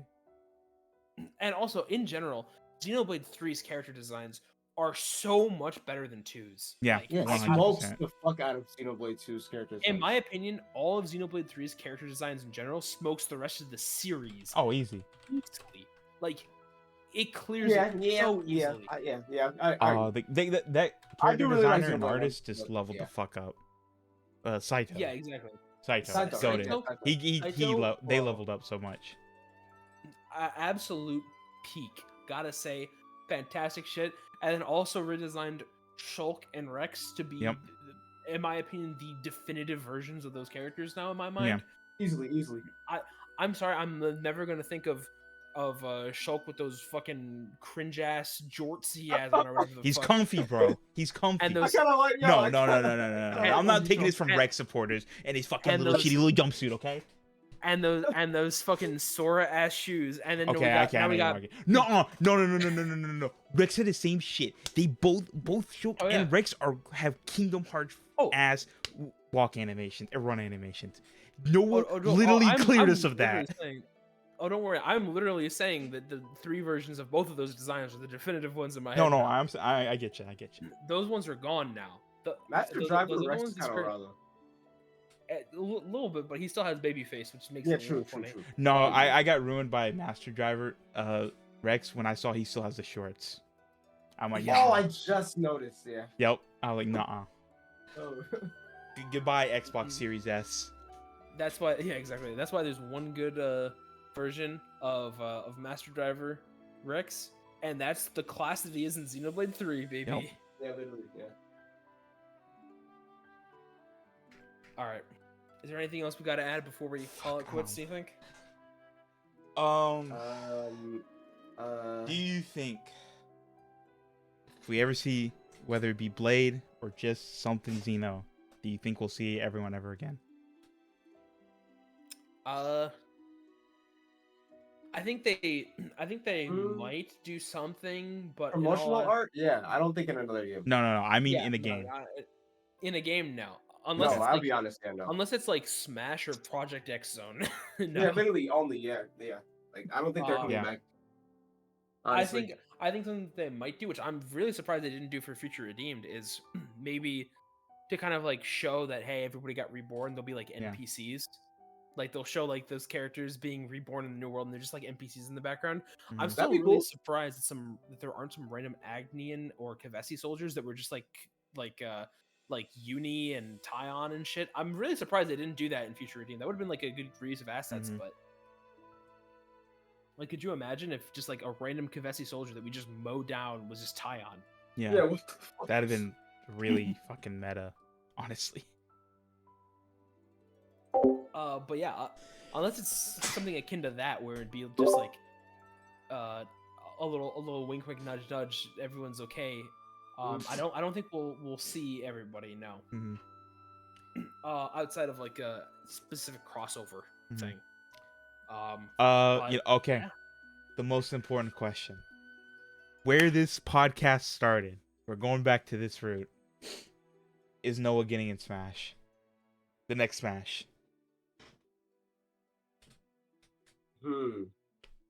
My answer is Is Noah getting in Smash? my answer is if they don't completely reset Smash and they stick with every first party shit that they have and they keep pulling at the very least every first party shit and 3 is still relevant, I think he will be. I think there's so much cool shit you could do with Noah that I'd say yeah. I'd say yeah. I can see it. I think the only thing with Noah is Noah might be the protagonist, like the main protagonist, Mm-hmm. but let's be completely honest here. It's in the same boat as saying that like Laura or Jin are the protagonists of Torna. No, it's Laura and Jin. Like those are the Yeah. two. It's the same thing with Xenoblade 3. It's Yo, no, Noah that and even more Neo. so with Noah and Neo. Yeah. Yeah, like they are a collective, the two of them. So I Plus- think not having the two of them would be like doing a disservice. Plus, you know, Sakurai likes to like give faith to like games key like whatever the fuck elements or whatever. Because Yeah. like I feel like if you don't have the Ouroboros thing, like with them being a pair going on, like he tried to do that with Rex and Pyre and Mithra. I think he said, but it was too complicated, like to have a driver and a blade. So like I feel like he'd try to make it work, like the next time around. Because I do wonder how that would have worked. That actually would have been cool. At the very least, we will get some Xenoblade 3 in the next Smash. If it's I think so, not yeah. too far off, I Man, will see can't. it. I hope that my. I can't wait for Smash 6 when I get a Smash Ball and then immediately I press B and the chain attack music interrupts whatever's going on. Yeah, that'd be goated. That would actually be goated. That would be goated. I don't even care. I'd actually like that. That'd be goated this one.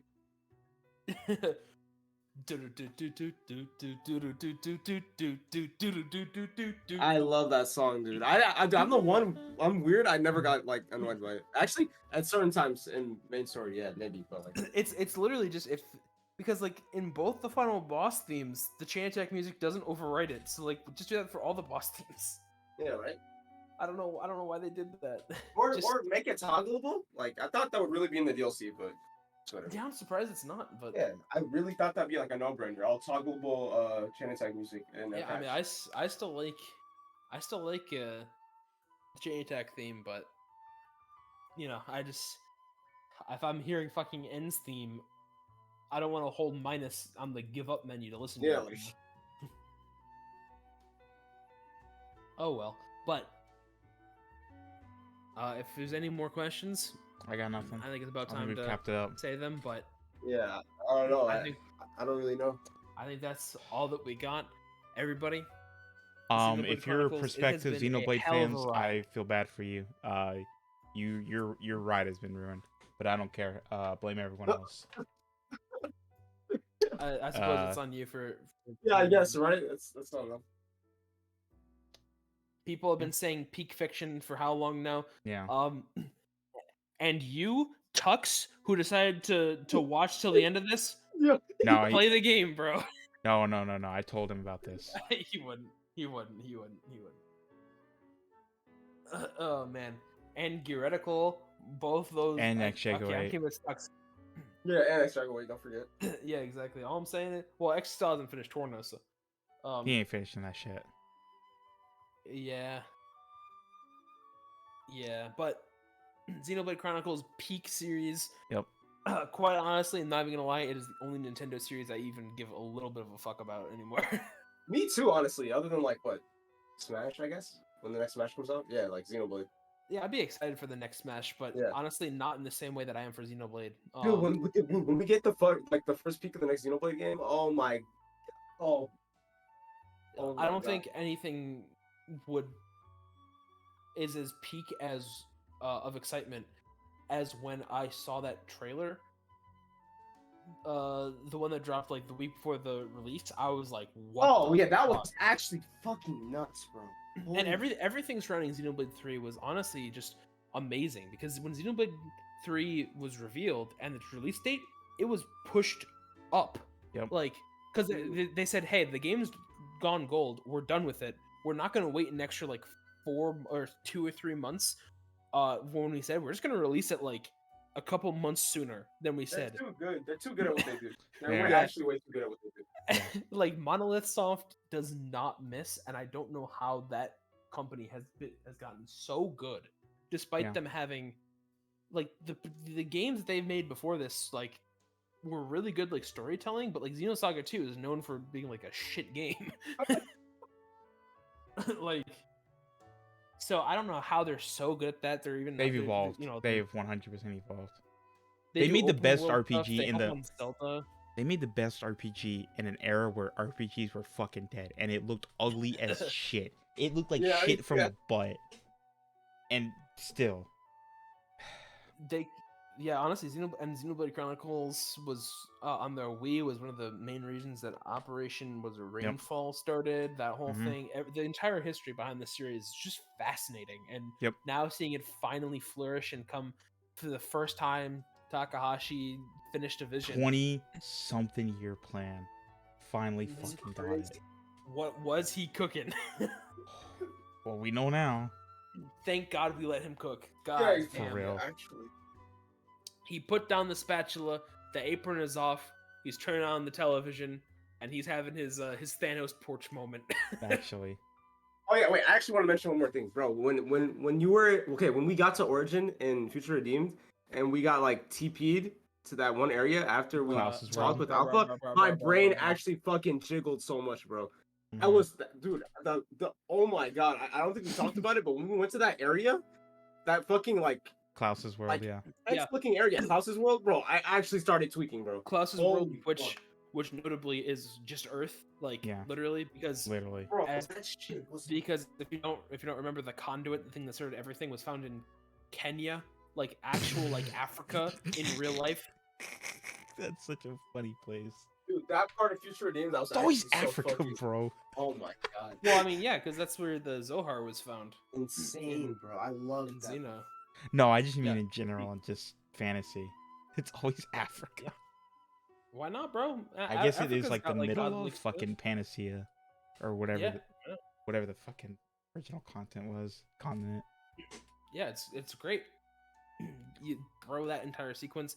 When I saw that and I heard the Bro, the the radio, news- Rael's Mhm, dialogue radio. too. Oh my god, bro. I actually had chills. the best thing about that is she was saying about how amazing the world is, as what was going on in the radio was people Yep.